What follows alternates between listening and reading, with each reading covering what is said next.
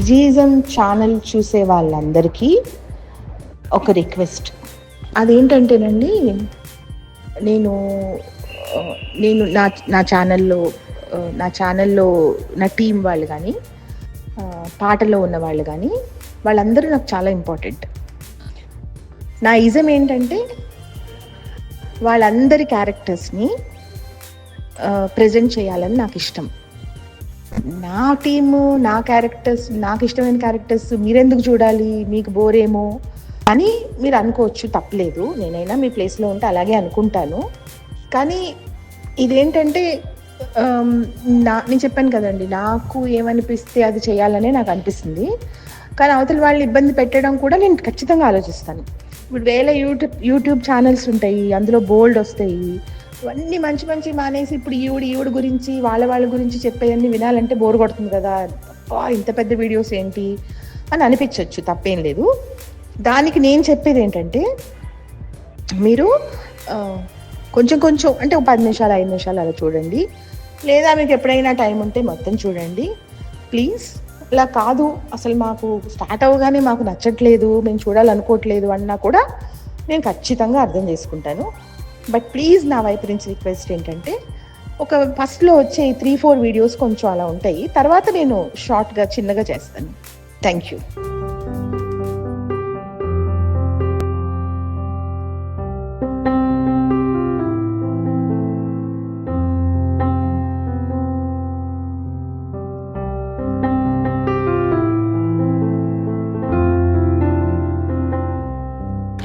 మేఘ్నా, ఇప్పుడు ఇక్కడ కూర్చున్నాం అనుకోమ్మా, మనం ఇంకా ఏ డిస్టర్బెన్స్లు ఉండవు. అందుకని నేను ఇలా ఇక్కడ రమ్మన్నానమ్మా. ప్యాడుని మంచినీళ్ళు పెట్టించా, నీకు కాఫీ టీ ఏమైనా కావాలంటే కాల్ చెయ్యి, అలాగే తీసుకొస్తారు. ఇప్పుడు మీరు ఆల్రెడీ అంటే ఇన్పుట్స్ ఇచ్చారు, ఏవి ఎలా కావాలి, మెన్షన్ చేయబడాలి, అదంతా. సో ఒక స్కెలిటన్ అయితే ఫామ్ అయింది, దాన్ని ఇప్పుడు రిటర్న్ ఫార్మాట్ లో పెట్టేస్తా ఈరోజు. అలాగే నీకు ఎలా బాగుంటే అలా పెట్టు. అంటే నేను చూసాను కదా మేఘ్నా, నువ్వు రాసినవి, నువ్వు పాడినవి, నీకు ఎక్సలెంట్ టాలెంట్ ఉంది. కాకపోతే ఏంటంటే చాలా మేధావులు వాళ్ళు ఒప్పుకోరు, మాకేం వచ్చలేండి అంటారు. నేనేమో నాకేమీ రాపోయినా నేను ఛానల్ స్టార్ట్ చేసేస్తాను, అలా అనేస్తూ ఉంటాను. కాకపోతే నేనేంటంటే అలా ఎవరు రానోళ్ళు వచ్చు అని అనలేరు కాబట్టి, రాకుండా వచ్చు అంటే నేను గ్రేట్గా ఫీల్ అవుతూ ఉంటాను.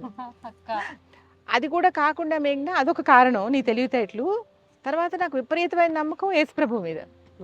ప్రభు మీద చాలా నమ్మకం ఉంటుంది నాకు. అంటే ఆయన చేత రాయించారు, నీకు వస్తుంది, ఆయన పక్కనే ఉంటారు. ఎందుకు అంటేనమ్మా, అది నమ్మకం మేఘ్నా. ఒక మనిషి మీద కానీ దేవుడి మీద కానీ నమ్మకం ఉన్నప్పుడు ఏదైనా అయిపోతుంది. నమ్మకమే నా చేత రాయిస్తుంది. నాకు నా మీద నమ్మకం లేదు, నీకు నాకేంటంటే ప్రభువు మీద నీకున్న నమ్మకం చూసి నాకు నమ్మకం నీ మీద అలా అన్నమాట. తర్వాత అవును, కానీ నాకు నువ్వు రాయగలుగుతావు అమ్మా, ఖచ్చితంగా రాయగలుగుతావు, నాకు నమ్మకం ఉంది. అది మన ఇద్దరికి ఉన్న బాండ్ ని బట్టి ఇస్తున్నారు అన్నది అర్థమైపోతుంది. లేకపోతేనమ్మా ఇప్పుడు ఏం మాట్లాడుతున్నారు, నేను చెప్పింది ఆవిడకి ఏం అర్థం అవుతుందో అనే డౌట్ ఉంటే మనం అసలు మాట్లాడంగా సైలెంట్ అయిపోతాం, లేదా నెమ్మదిగా లేచిపోయి మన పని చూసుకుంటాం కదా. సో ఆ ఉద్దేశంతో నాకు మీ ఇంటికి వచ్చినప్పుడు మీ ఫ్యామిలీని కానీ, నీకు ప్రభు మీద ఉన్న నమ్మకం కానీ, నీకు రాము మీద ఉన్న నమ్మకం కానీ, చక్రి మీద ఉన్న నమ్మకం కానీ, మన టీం మీద ఉన్న నమ్మకంగా నాకు తెలిసిపోతుంది కరెక్ట్గా. లేకపోతే నువ్వు మాట్లాడవు, సైలెంట్ అవుతావు. నీకు అవతల వాళ్ళు నచ్చలేదు అనుకో, సైలెంట్ అయిపోతావు, నాకు అర్థం అవుతుంది. ఎవరిని నువ్వు తీసి పడేవు, ఆ బుద్ధి లేదు. కాకపోతే సైలెంట్గా అవుతావు, అర్థం కాకపోవడం అదే. కానీ నీతో ట్రావెలింగ్లో నాకేమనిపించిందంటే, మేఘ్నాయే కరెక్ట్ ఏమో ఈ అమ్మాయి. అంటే ఇప్పుడు నువ్వు కొత్తగా వచ్చావు, నువ్వేమో ఎప్పటి నుంచో మా ఫ్యామిలీలో లేవు, కానీ చాలా సంవత్సరాల నుంచి మాతో ట్రావెల్ చేసిన వాళ్ళకన్నా చక్రీని కానీ రాముని కానీ నువ్వు బాగా అర్థం చేసుకున్నట్టు నాకు అర్థమైంది మేఘ్నా. ఎందుకు అనిపించింది అంటే చెప్పాను కదా, నేను ఏదైనా మాట్లాడుతున్నాను అనుకో, టాపిక్ స్టార్ట్ చేయగానే నువ్వు ఆయన ఇలా ఆలోచించారు. సపోజ్ చక్రీ భ్రమణం ఉందనుకో, చక్రీ భ్రమణం నువ్వు ఒక్క ఎపిసోడ్ చూసి చక్రీ అంటే చెప్పేసావు నాకు. పైగా ఏంటి, ఏదో సినిమాలు చూసే టైప్ కాదు, సినిమా న్యూస్ చూసే టైప్ కాదు, అంత ఎక్కువ చూడరు కదమ్మా మీరు. ఏదో మంచి సినిమాలు, ఏ బాహుబలియో అలాంటివి చూస్తారు కానీ ఎప్పుడైనా అదే చూడలేదా? ఓకే, అలా ఏదన్నా చాలా స్పెషల్ మూవీస్ తప్ప నీకు అలా చూసే అలవాటు లేదనుకుంటే నాకు తెలుసు కదా. అందుకే నేను ఏది చెప్పిన చెప్పేస్తుందంటే అమ్మాయి చక్రి గురించి అసలు ఏం తెలుసు, చక్రి గురించి పర్సనల్గా 30 ఏళ్ళు ట్రావెల్ చేసిన వాళ్ళకి కూడా తెలియదు చక్రి ఏంటో రాము ఏంటో. కానీ నీకు అలా ఈజీగా ఎలా అర్థమైపోయిందో మరి. అందుకే నేను నిన్ను చూస్ చేసుకున్నాను, నువ్వే కరెక్ట్ అనిపించింది అది. సో ఇప్పుడు నేను ఇచ్చిన దాన్ని బట్టి నువ్వు స్టార్ట్ చేయమ్మా. స్టార్ట్ చేసి చూడు, ఆల్రెడీ ఒక లైన్ రాసేసావు నేను చెప్తూ ఉంటేనే. కాంప్లెక్సిటీస్ లేని అన్స్క్రిప్టెడ్ డిస్కషన్స్, కన్ఫ్యూజన్స్ లేని క్లారిఫైడ్ వర్షన్స్. మనం అన్ని డిస్కషన్స్ ఇప్పుడు మనది నిజాలను మాట్లాడే ఇజం అని అనుకున్నాము, అయితే అన్స్క్రిప్టెడ్ మన వర్షన్స్ అన్ని కూడా ఖచ్చితంగా అన్స్క్రిప్టెడ్ అమ్మా. ఎందుకంటే నాకు ఆ నిమిషంలో ఆ సమస్యకి ఏ పరిష్కారం కరెక్ట్ అనిపిస్తుందో నేను అదే చెప్తా ఇజంలో, విజయిజంలో. అంటే లాజికల్ నే కాదంటే మ్యాజికల్ సొల్యూషన్స్ ఇచ్చే లైఫ్ విజ్డమ్. అవునమ్మా, లాజికల్ ఎందుకు కాదంటున్నానంటే జనరల్గా అందరూ నా ఏజ్ వాళ్ళు ఏమి ఇష్టపడతారు, లాజిక్ ఏది తీస్తారు, నాకు అది లాజికల్గా అనిపించదు ఎప్పుడు. అంటే ఈ జనరల్గా ఇన్ జనరల్ వాటిల్లో. అందుకని నేను లాజికల్ నేను కాదు అని చెప్తాను. సినిమాకి కూడా అన్నాను కదా, సినిమా తీసినా నేను లాజికల్ కాదు. సొల్యూషన్స్ చాలా మ్యాజికల్ గా ఉంటాయి. సొల్యూషన్స్ అయితే ఏంటంటే మీకున్న లైఫ్ పట్ల ఉన్న విజ్డమ్. అంతేనమ్మా, లైఫ్ అనుభవం ఎక్స్పీరియన్స్తో నేర్చుకుంది. ఈ నేర్పించడానికి గల కారణాలు చాలా చాలా ఉన్నాయి నా లైఫ్లో వచ్చిన వాళ్ళతోటి నేను నేర్చుకునేవి అనమాట. సో దాంట్లో చాలా మేజర్ పార్ట్ ఈ మధ్య కాలంలో మేజర్ పార్ట్ నువ్వే. నిన్ను చూసి నేర్చుకుని చాలా ఉంది. ఎలాగంటేనమ్మా, స్వప్న ఉందనుకో, స్వప్న 20 years నుంచి చాలా పెద్ద జర్నలిస్ట్. ఈ చాలా మంది నన్ను అడుగుతారు, ఒకసారి స్వప్న గారిని పరిచయం చేయండి, ఒకసారి మాట్లాడాలని ఉంది అలా అడుగుతారు. నేనే దాని టైం వేస్ట్ చేయడం ఎందుకు అనేసి పెద్దగా ఎంకరేజ్ చేయను. ఎప్పుడో నా పక్కన ఉంటే పరిచయం చేస్తాను కానీ ప్రత్యేకంగా ఎప్పుడు ఒకసారి ఫోన్లో మాట్లాడతాను, అలా కూడా అడుగుతారు. కానీ స్వప్న అసలు అలా ఉండదు, మామూలు అమ్మాయిలా ఉంటుంది. ఎవరు అసలు అవును స్వప్న కాదేమో అనే డౌట్ వస్తుంది ఎవరికన్నా సడన్గా చూస్తే. ఇప్పుడు పర్సనల్గా వెళ్ళి రాముతో కూర్చున్నారు ఎవరన్నా, రామ్ గోపాల్ వర్మ అంటే ఇలా ఉంటారా, ఇది కాదు కదా అని చాలా ఆశ్చర్యపోతారు. సో అలాగా నిజాలనే మరి ఎప్పుడు అలా ఉంటాయమ్మా. మీ బర్త్డే రోజు ఫస్ట్ టైం రాము గారిని కలిసి 2 years బ్యాక్. ఆ రోజున యాక్చువల్ గా మీ ఇంటికి విష్ చేద్దామని వస్తున్నాము నేను, స్వప్న బాబు. అవునవును. కానీ సడన్ గా ప్రోగ్రామ్ చేంజ్ అయింది, రాము గారు అక్కడికే రమ్మన్నారు ఆయన ఆఫీస్. అవునవును. అమ్మో రాము గారు అనే రాను నాకు ఆయన స్క్రీన్ వరకు చూసి ఆయన ఫిలాసఫీని చూసి ఎంజాయ్ చేయడం చాలా ఇష్టం. రాము గారు అంటే చాలా అభిమానం, కానీ ఆయన కలవాలన్న కోరిక కళ్ళ కూడా లేదు. నేనేం అంటే ఆ ఇంటెలిజెన్స్ తట్టుకోలేమో అని భయం వేస్తుంది. మ్యాచ్ అవ్వలేదు కదా, ఏం మాట్లాడతాం ఆయన సబ్జెక్ట్. నేనే రోజు భయపడతాను మేఘ్నా ఫిలాసఫీతో. ఆ రోజు నాకు సొంత అన్నయ్య అయినా కూడా నేనే చాలా కాన్షియస్ అయిపోతాను. ఎందుకంటే అంత మేధావి ముందు ఏ పిచ్చి పిచ్చి అని ఏం మాట్లాడతాం, దాని బదులు వెళ్ళకపోవడం, దాని బదులు మాట్లాడు అలా అనిపిస్తుంది. నేను రాను రాము గారిని అమ్మ రాను అంటే ఎందుకు, మేమందరం ఉంటాం కదా రాని ఆవిడ. అవునవును. నేను కాదు, నేను అక్కకి గిఫ్ట్స్ తీసుకున్నా, ప్లీజ్ అవి మీరు ఇచ్చేసారంటే నువ్వు వచ్చిస్తే బాగుంటుంది, అంతగా ఇబ్బంది అనిపిస్తే ఇచ్చేసి వచ్చేసేలే, నేను డ్రాప్ చేసి ఇచ్చేస్తాను మా డ్రైవర్ తో అంటే సరే అక్కను విష్ చేద్దామని వచ్చా. కానీ అక్కడ రాము గారు ఎంత కంఫర్టబుల్ గా మేము ఫీల్ అయ్యేటట్టు చేశారంటే, such down to earth attitude, ఎంత ఫ్రెండ్లీగా ఆయన రిసీవ్ చేసుకుని ఆయనకు అర్థమైంది డిస్కంఫర్ట్ ఫీల్ అవుతున్నారు. ఎక్కడో మూల కూర్చుంటే మీరు నా దగ్గరకు వస్తారా, నన్ను మీ వైపు అని మమ్మల్ని అందరినీ కలిపేసుకున్నారు. లిటరలీ అక్కడికి వచ్చి రాము గారిని కలిస్తే తప్ప హౌ స్వీట్ హీస్ అన్నది ఎవరికి అర్థం కాలేదు. ఎవరికి చాలా చాలా చాలా అంటే ఇంకా అంత సింపుల్ నేను ఇంతవరకు ఎవరిని చూడలేదు అసలు. చాలా అంటే పెద్ద పెద్ద వాళ్ళు ఉంటారు కదా మేఘ్నా, మహామేధావు, రాజమౌళి గారు, బచ్చన్ గారు, రాము, వాళ్ళందరూ మరీ సింపుల్, మన అసలు కళ్ళు కూడా ఊహించాం అస్సలు. అంటే వాళ్ళకి పని అవ్వడం ముఖ్యం, నేర్చుకోవడం ముఖ్యం. మేఘ్నా, నాకు మీ ఫ్యామిలీతో కూడా అలవాటు అయింది కదమ్మా 2 years నుంచి. పిల్లలతో మీ హస్బెండ్ రవిప్రకాష్ గారు, పిల్లలు, వాళ్ళ ఇంటెలిజెన్స్, అవన్నీ చూసి నాకు ఈ ఫ్యామిలీలో ఉన్న ఇంత క్లాసీగా ఉన్నారు వీళ్ళు, ఖచ్చితంగా మేఘ్నా ఐడియాస్ బాగుంటాయి, కరెక్ట్ గా వస్తాయి అని అర్థమైపోయింది నాకు. ఎందుకంటే నీ కొడుకు కూతురు ఇద్దరు కూడా కళ్ళతోనే మాట్లాడుతారు. నీ కూతురు కళ్ళతో మాట్లాడుతుంది, స్మైల్ కూడా కళ్ళతోనే ఇస్తుంది. సో నాకు అది చాలా ఇన్స్పిరేషన్.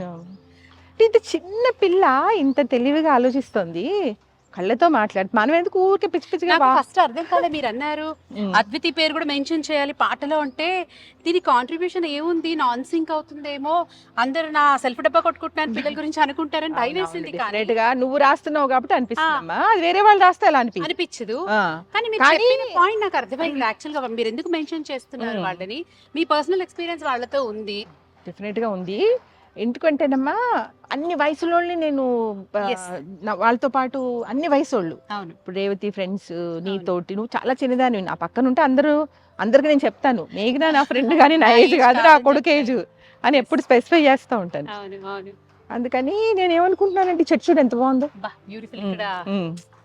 ఏదో బోధి చెట్టు కింద జ్ఞానోదయం అయినట్టు ఇక్కడికి వస్తే.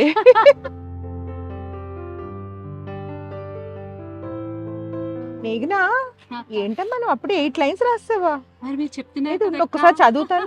కాంప్లెక్సిటీస్ లేని అన్స్క్రిప్టెడ్ డిస్కషన్స్, వావ్, కన్ఫ్యూజన్స్ లేని క్లారిఫైడ్ వర్షన్స్, సూపర్. అసలు లాజికల్ నే కాదంటూనే మ్యాజికల్ సొల్యూషన్స్ ఇచ్చే లైఫ్ విజ్డమ్.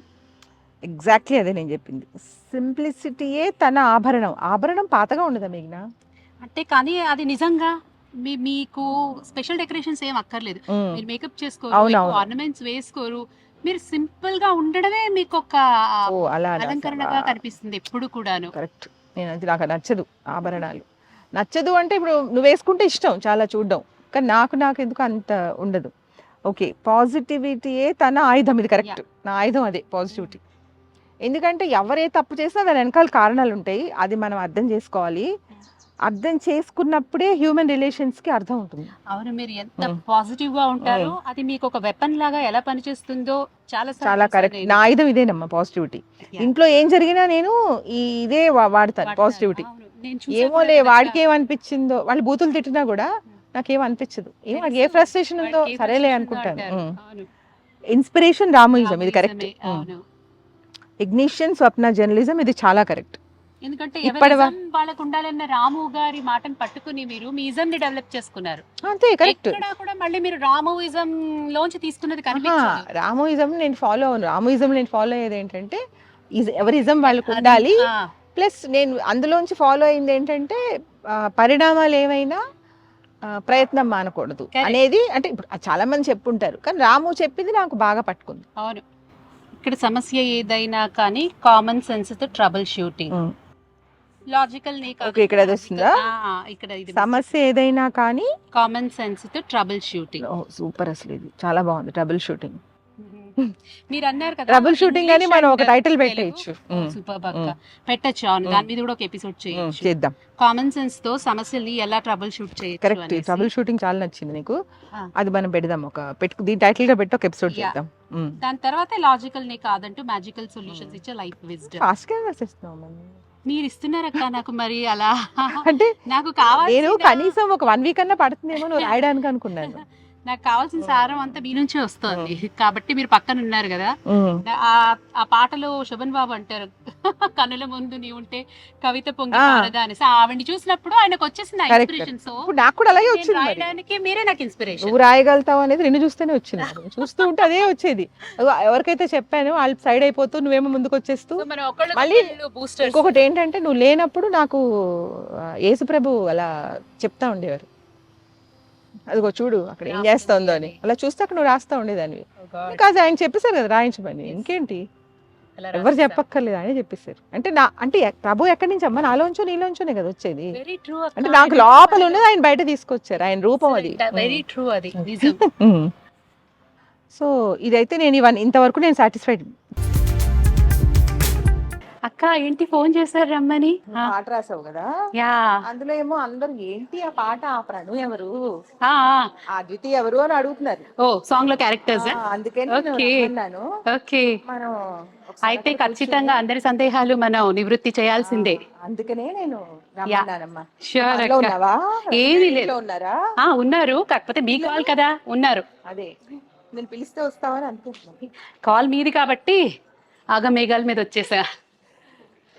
అసలు లేట్ ఏదో పెద్ద ప్రోగ్రామ్ లా కనిపిస్తోంది. కాదు మేఘ్నా, నువ్వు పాట రాసావు, అవును, అద్భుతంగా పాడావు, అంత బాగా కంపోజ్ చేసావు. అందరూ పాట చాలా బాగుందని మురిసిపోతున్నారు కానీ దాంట్లో 100 డౌట్స్ అందరికి. ఓకే. ఆ వర్డ్ అలా ఎందుకు పెట్టారు, ఓ ఆ ప్రణు ఎవరు, ఆ అద్వితి ఎవరు క్యారెక్టర్స్ అని గురించి అడుగుతున్నారు. ఓకే. సో అది నీతోనే చెప్పిద్దామని అనుకుంటున్నాను ఎప్పటి నుంచో. అవునవును. కాకపోతే అనుకోకుండా ఏమైందంటే వైజయంతి గారు వచ్చారు ఇవాళ. యా ఇంకా ప్రణు అంటే మా పిల్లే తెలుసు కదా. అవును అవును. ఇంకా నరేంద్రని రమ్మన్నాను. ఓకే. రామ్మాయి అందరు డౌట్స్ అడుగుతున్నారు ఆయన అంటే కూడా వచ్చారు. ఉన్నారు కదా సాంగ్ లో. సో వచ్చారు కదా అని ఇంకా నీకు ఫోన్ చేశాను. మేఘ్నా కుదిరితే రమ్మన్నాం, లేకపోతే మనం ఇంకో రోజు పెట్టుకుందాం ఈ ప్రోగ్రామ్, డౌట్స్ అడగడం అన్నారు. ఓకే. ఇప్పుడు డౌట్స్ ఎవరి మీద ఎందుకు రాసామని చెప్పగలుగుతాం కానీ ఆ వర్డ్స్ నువ్వు ఎలా ఫ్రేమ్ చేసావు, నిన్నగాక మొన్న కలిసాం కదా మనం, కలిసి అప్పుడు 2 years కూడా అవ్వలేదు. ఎలా మా క్యారెక్టర్స్ అర్థమైంది, ఎలా ప్రెజెంట్, నేనేమనుకున్నానంటే నేను మేఘనాకి చెప్పినా మేఘనాకి అర్థం అవడం కొన్ని నెల పడుతుంది అనుకున్నాను. కంటెంట్ మీరు ఇచ్చారా? కంటెంట్ అంటే జస్ట్ అంతే ఇలాగా. నేమ్స్ అంటే ఇచ్చారా? నేను ఇంకా మేఘనా ఇంకా నన్ను చాలా క్వశ్చన్స్ అడుగుతున్నాను లోపల పాట రాసేసి ఇచ్చేసింది. సో అది ఎలా సాధ్యం, ఫస్ట్ నాకు అది తెలియదు. ఒకటి చెప్పాలి యాక్చువల్ గా, నేను రైటర్ కాదు, నేను ప్రొఫెషనల్ రైటర్ అస్సలు కాదు. ప్రొఫెషనల్ సింగర్ సింగర్ నేను ప్రభు మీద మోర్ దెన్ 200 సాంగ్స్ రాశాను, కంపోజ్ చేశాను, పాడాను. మీరు అది చూసి నేను ఇది కూడా చేయగలుగుతాను అనుకున్నారు, కానీ నాకు అస్సలు రాదు. రాయించుకున్న ప్రతిభ అంతా మీదే. So all the credit goes to you because all the inputs, మీరు ఎన్ని ఇన్పుట్స్ ఇచ్చారంటే దానికి స్టార్టింగ్ లో నాకు అర్థం కాలే, భయం వేసింది. అందుకే నేను మీతో అన్నాను, అక్క ప్రొఫెషనల్ రైటర్తో చేయించండి, ఇది చాలా ప్రెస్టీజియస్ ప్రాజెక్ట్ కదా అనేసి. నేను ఎక్కడ పాడు చేస్తానో అని చాలా భయపడ్డా, కానీ నిజంగా చెప్తున్నాను, ఐఎమ్ నాట్ ఎగ్జాజరేటింగ్, మీరిచ్చిన ఎనర్జీయే ఇది, మీరిచ్చిన ఎంకరేజ్మెంట్. అండ్ అందులో ప్రతి ఇన్పుట్ మీరు ఇస్తూ వచ్చారు. నాకు ఇది కావాలి, ఆ తర్వాత మ్యారిటల్ లైఫ్ లో హ్యాపీ అయినా అని చెప్పారు, అన్ని నచ్చాయి. కానీ ఒక చోట మటుకు చాలా కంగారు పడ్డది ఏంటంటే, ఇద్దరి మేధావుల మధ్య అయోమయం. అయ్య బాబాయ్, నేను మిమ్మల్ని అయోమయం అని ఎలా పెడతారు, చాలా చాలా తటపటాయించాను. మీరు నథింగ్ డూయింగ్, నాకు అది వచ్చి తీరాల్సిందే అని అన్నారు. అసలు మీరు పట్టుపట్టడమే ఈ పాట అంత అందంగా రావడానికి కారణం. అంటే ఎందుకు చెప్పానంటే మేఘనా, ఇప్పుడు తను మేఘనాన్ని కలిసిన ఏమన్నావు, అక్క నేను జీసస్ పాటలే పాడతాను అని చెప్పింది. ఒక అమ్మాయి ఇప్పుడు చిన్నపిల్ల, 2 పిల్లల తల్లి, ఇంట్లో బాధ్యతలు ఇవన్నీ ఉన్న అమ్మాయిని నేను చాలా ఆశ్చర్యపోయేదాన్ని. తెలివితేటలు, అమ్మాయి అందం. ఇంకో విషయం చెప్పాలి, ఇప్పుడు స్టార్ట్ చేసే ముందు అసలు విషయం ఏంటంటే, ఆ అమ్మాయి నాకు ఎప్పుడు 2, ఒకటి తెలివితేటలు, 2 అందం, 2 చూసి అలా షాక్ అయిపోయి రెండు కలిసిపోయేసరికి ఏంటమ్మా నువ్వు ఇలా ఎలా, నీ జుట్టు ఏంటి, నీ కాటుక ఏంటి, ఎలా ఎంత బాగుంటావు అని అడిగాను ఒక రోజు. అడిగితే దానికి కారణం మేక్ ఓవర్ స్వప్న అని చెప్పింది. నీతో వచ్చిందక్క, తీసుకొచ్చాను ఇక్కడేగా, తను కూడా ప్లీజ్ ఇట్రమ్మా మేఘనా పక్కకు రా. సో ఈ అమ్మాయి ఎలా ఉందో చూద్దాం. She Swapna, trained beautician, professional తిను, జావేద్ హబీబ్స్ ట్రైనీ అన్నమాట. చాలా వండర్ఫుల్ గా మేక్ ఓవర్. అండ్ హలో స్వప్న, ఇప్పుడు మా అమ్మాయి అందానికి నువ్వు కారణం కాబట్టి అందరం వెళ్ళాలేమో ఇప్పుడు, ఇంకా మేకోవర్కి మనందరం కూడా వెళ్ళాలి చూసుకోండి. కాదు, ఇప్పుడు డెఫినెట్ గా ఇప్పుడు మేఘనాన్ని చూసిన వాళ్ళు ఎవరైనా ఇంకా నీకు ఫోన్, నీ నెంబర్ పెట్టేద్దాం మన ఛానల్, ఫోన్లో వస్తాయి నీకు వరుసగా. నీ పాటకి తగ్గట్టు, నీ మాటకి తగ్గట్టు నువ్వు కూడా ఉండాలి అని అలా మేక్ ఓవర్ చేస్తుంది. అదే నువ్వు అలాగే సందర్భానికి తగ్గట్టు. మేఘనా ఏంటంటే ఉట్ట అందం సరిపోదమ్మా, ఎలా మేక్ ఓవర్ చేయాలని తెలుసుకోవాలి. తర్వాత ఆ స్మైల్ ఉండాలి. ఆ స్మైల్ లేదనుకోండి, డిస్ఇంట్రెస్టెడ్ గా ఉంటే ఇంకా మనకు కూడా నిద్ర వచ్చేస్తుంది వాళ్ళతో మాట్లాడాలంటే. మేఘనా ఏంటంటే 24 hours ఫుల్ ఎనర్జీలో ఉంటుంది. నాకు ఎప్పుడైనా డౌట్ వచ్చి, ఏంటమ్మా నీ గొంతు అలా ఉంది, నువ్వు కొంచెం స్వప్న థ్యాంక్స్ అమ్మా కూర్చో. సో అలా అడుగుతూ ఉంటాను అప్పుడప్పుడు. ఏది అడిగినా, ఏమో అక్క నాకు అంతగా తెలియదు, నేనేదో ప్రభు పాటలు, అసలు 200 పాటలు పాడింది, రాసింది, కంపోజ్ చేసింది అని కూడా నాకు ఎప్పుడో 2 yearsకి చెప్పింది. ఎప్పుడైతే అది నేను విన్నానో నేను గట్టిగా లోపల స్ట్రాంగ్ గా వచ్చేసింది, అమ్మో ఈ అమ్మాయి టాలెంట్ మనం వదలకూడదు, ఎంకరేజ్మెంట్ ఏంటంటే, రాయడం అనే స్కిల్ ఉంది అంటే నువ్వు ఏదైనా రాయగలుగుతావు, అటువైపుగా నువ్వు దృష్టి పెట్టలేదు అంతే, ఇప్పుడు పెట్టు అనేసి. అంటే ఈ అమ్మాయి ఏంటంటే వైజయంతి గారు, ఇప్పుడు ప్రభువు పాటలు రాస్తుంది, పాడుతుంది, కానీ ఎప్పుడు మనకు చెప్పదు అది. ఆయన మనం అడిగితే చెప్తుంది అంతే, ఎలా రాసావు ఆయన ఏంటి అని. ఇప్పుడు నాకు బాగా చిన్నప్పటి నుంచి మా కాలనీలో క్రిస్టియన్ ఫ్యామిలీస్ ఉండేవారు, వాళ్ళని చాలా ముద్దుగా చూసేసుకునేవారు. తీసుకెళ్ళి వాళ్ళ ఇంట్లో కూర్చోబెట్టి కేకులు పెట్టి, పడిపోతే మందు రాసి విపరీతంగా గారం చేసేసేవారు. నాకు అందుకని ఆ జీసస్ పిక్చరు, అక్కడ వాళ్ళ అంబియన్స్, ఆ లైట్ విపరీతంగా ఇష్టం. సో నాకు అది తర్వాత అప్పుడప్పుడు గుర్తొచ్చేది, కానీ నాకు అది ఫాలో అయితే బాగుంటుంది అవన్నీ అర్థం అవ్వలేదు. మేఘనా పరిచయం అయ్యాక వాళ్ళ ఇంటికి వెళ్ళి అవన్నీ తను పెట్టే స్టార్స్ ఆ ట్రీస్ అన్ని చూసి మళ్ళీ అట్రాక్ట్ అవ్వడం స్టార్ట్ అయ్యాను. Start అయ్యి ఇక్కడ విజయ్ గారు మళ్ళీ మీకు అడ్డం పడి ఒక చిన్న మాట చెప్తా. చెప్పండి. అంటే మీకు పొగడతా అనుకోవద్దు, వాస్తవ కాదు. పొగడ్డం నాకు చేత కాదు, కానీ వాస్తవ లక్షణం ఏంటంటే ఎవరైనా మీకు బాగా పరిచయం అయితే ఉమ్, వాళ్ళల్లో ఇంత ఉన్నా కూడా మీరు చాలా ఉందనుకుంటారు. ఉమ్.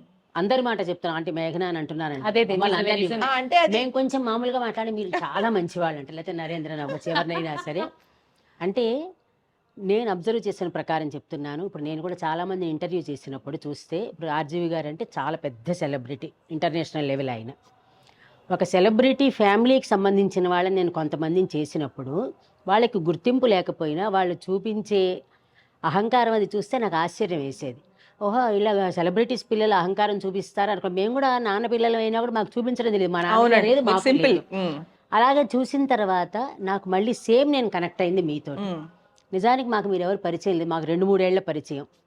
కానీ మీరేంటంటే మీకు ఎవరైనా పరిచయం అయితే వాళ్ళ సెన్సిబిలిటీ మీకు నచ్చితే వాళ్ళలో టాలెంట్ ఉన్నదానికంటే మీరు ఎక్కువ ఊహించుకుంటారు మమ్మల్ని. సరేనండి, మీరు అన్నారు కాబట్టి దానికి చెప్తున్నాను నేను. లేదు లేదు ఇక్కడ నిజం. ఉన్న వాళ్ళల్లో మీరు అంటే ఇప్పుడు నేను ఈ నిమిషంలో ప్రూవ్ చేయలేకపోయినా మేఘనా హైలీ టాలెంటెడ్, మీకు అది ఒకరోజు తెలుస్తుంది. వైజయంతి గారు నేను ఏంటో చెప్పేది అది కాదు. మీరు ఒప్పుకోరు కానీ మాకు తెలుసు కదండి. నరేంద్ర బుక్ వస్తే నరేంద్ర ఎంత టాలెంటెడ్ అంటే ఇప్పుడు మీరు ఇందాక చూసిన రచయితలందరూ నథింగ్. అది నేను ఓపెన్ గా చెప్పగలుగుతాను. తన బుక్ వచ్చిన రోజు ఎక్కడ ఇంతవరకు రాని అద్భుతం వచ్చినట్టు. ఖచ్చితంగా పాటలు అది మెన్షన్ అంటే చేయించారు. ఫిలాసఫీ సైడ్ కానీ, రాము పర్సనల్ లైఫ్ కానీ, తన మూవీస్ కానీ తను ప్రెజెంట్ చేసినట్టు ఎవరు చేయలేరు. తర్వాత అమ్మాయి మాడపడిచి కూతురండి. అమ్మాయి 22 నీకు 24 years. పొద్దున్న మొదలు పెడితే అర్ధరాత్రి వరకు పనిచేస్తుంది. అంటే అదే ఎనర్జీలో ఉంటుంది. ఏమీ ఇంత కూడా ఫేస్లో చేంజ్ రాదు. తిరుగుతూనే ఉంటుంది, పనిచేస్తూనే ఉంటుంది. ఇప్పుడు మనం ఒక ప్రాజెక్ట్ అయిన వెంటనే కొంచెం ఒకసారి వెనక్కి వాళ్తాం కదా. ప్రాజెక్ట్ అయిన వెంటనే మళ్ళీ ఇమీడియట్ గా స్టార్ట్ చేసి రెడీ అయిపోతుంది కదా. అది అర్ధరాత్రి అవనివ్వండి, తెల్లవారుజామున అవనివ్వండి. మీరు సహృదయంతో మమ్మల్ని ఎంత మెచ్చుకున్నా ఎప్పటికైనా నేను మీకు అది కళ్ళ ప్రూవ్ చేస్తాను. వైజయంతి గారు ఆల్రెడీ ప్రూవ్డ్, మేఘనా ఆల్రెడీ ప్రూవ్డ్. నా ఉద్దేశం అసలు అది కాదు. వచ్చిన 1 year లో రాముతో 3 projects చేసేసింది. మాకంటే పై వాళ్ళు ఎప్పుడూ ఉంటారు, అయినా కూడా అన్నది నేను అన్నది. అంటే ఇందాక చెప్పారు చూడండి, రివర్స్ ఏంటంటే ఇప్పుడు మీరు సెలబ్రిటీ అయ్యి కూడా మీరు సెలబ్రిటీలో ఫీల్ అవరు. నేనేంటి ఆర్జీవి సిస్టర్, ఆర్జీవిని కాదు. అప్పుడు నాకు ఎందుకు ఉంటుందండి ప్రైడ్? ఎవరికి ఉండదు కదా. మనకంటే పైన ఎప్పుడు ఒకళ్ళు ఉంటారు కదా, మనకంటే పైన ఎవరు లేకపోతే మనకు అహంకారం రావచ్చు. ఇప్పుడు డౌన్ టు ఎర్త్ ఎలాగా, ఎప్పుడు అడిగినా నాకు ఏమో అక్క నాకు పెద్దగా ఏమీ రాదు అనే చెప్పింది. నేను అది పట్టుకుని బయటకు తీసి అది మీకు అది నచ్చింది అనమాట, అందరిలో కామన్ ఒప్పించడానికి ఒక 2 సంవత్సరాలు పట్టింది.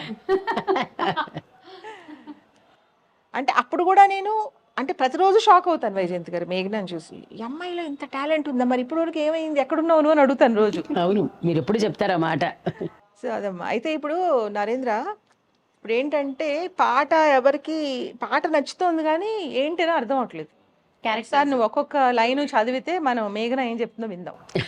రాశారు కాబట్టి రచయిత మాటలు. కాంప్లెక్సిటీస్ లేని అన్స్క్రిప్టెడ్ డిస్కషన్స్. అంటే నేను బిఫోర్ దాట్ నాకు ఈ జర్నీలో కొద్దో గొప్ప అక్కడక్కడ పాటు ఉన్నాను కాబట్టి వైల్ యు ఆర్ రైటింగ్ నాకు ఏదో అక్షరాలుగా వెళ్ళిపోతుంది, ఒక కవిత్వంలాగా రాసేస్తున్నారు, దీని ట్యూన్ ఎలా వస్తుందన్న కొంచెం క్యూరియాసిటీగా ఉండేది. ఇప్పుడు విశ్వానేల వారి సారథ్యంలో ఇవన్నీ కూడా నాకు అంటే ఎలా పొందుపరుస్తారు ఒక దాంట్లో అంటే దట్ ఇంట్రెస్టింగ్ గా రావాలి. నాకు అసలు చాలా డౌట్స్ ఉండేవి. బట్ ఫస్ట్ టైం విన్నప్పుడు అంత ఎక్కలేదు. బట్ ఇప్పుడు నాకు తెలిసి ఒక 100 సార్లు వినుంటే పాట. సో కంఠాస్త అయిపోయింది నాకు. అంటే ఇక ఎంత బాగుంది అంటే పాట, మా ఇంట్లో అందరూ అదే హమ్ చేస్తూ ఉంటారు ఎప్పుడు. ప్రతిదీ అంటే ఆ ట్యూనింగ్ కానీ మీరు రాసిన విధానం కానీ కొన్నిసార్లు అంటే విజయమ్మ గారు ఇచ్చిన స్కెల్టన్ ఇచ్చారని మీరు చెప్పారు కానీ బట్ దానికి పూసగుచ్చినట్టు ఒక మాల్లాగా చేశారు మీరు, మొత్తానికి కంప్లీట్ గా ఫుల్ఫిల్ చేశారు.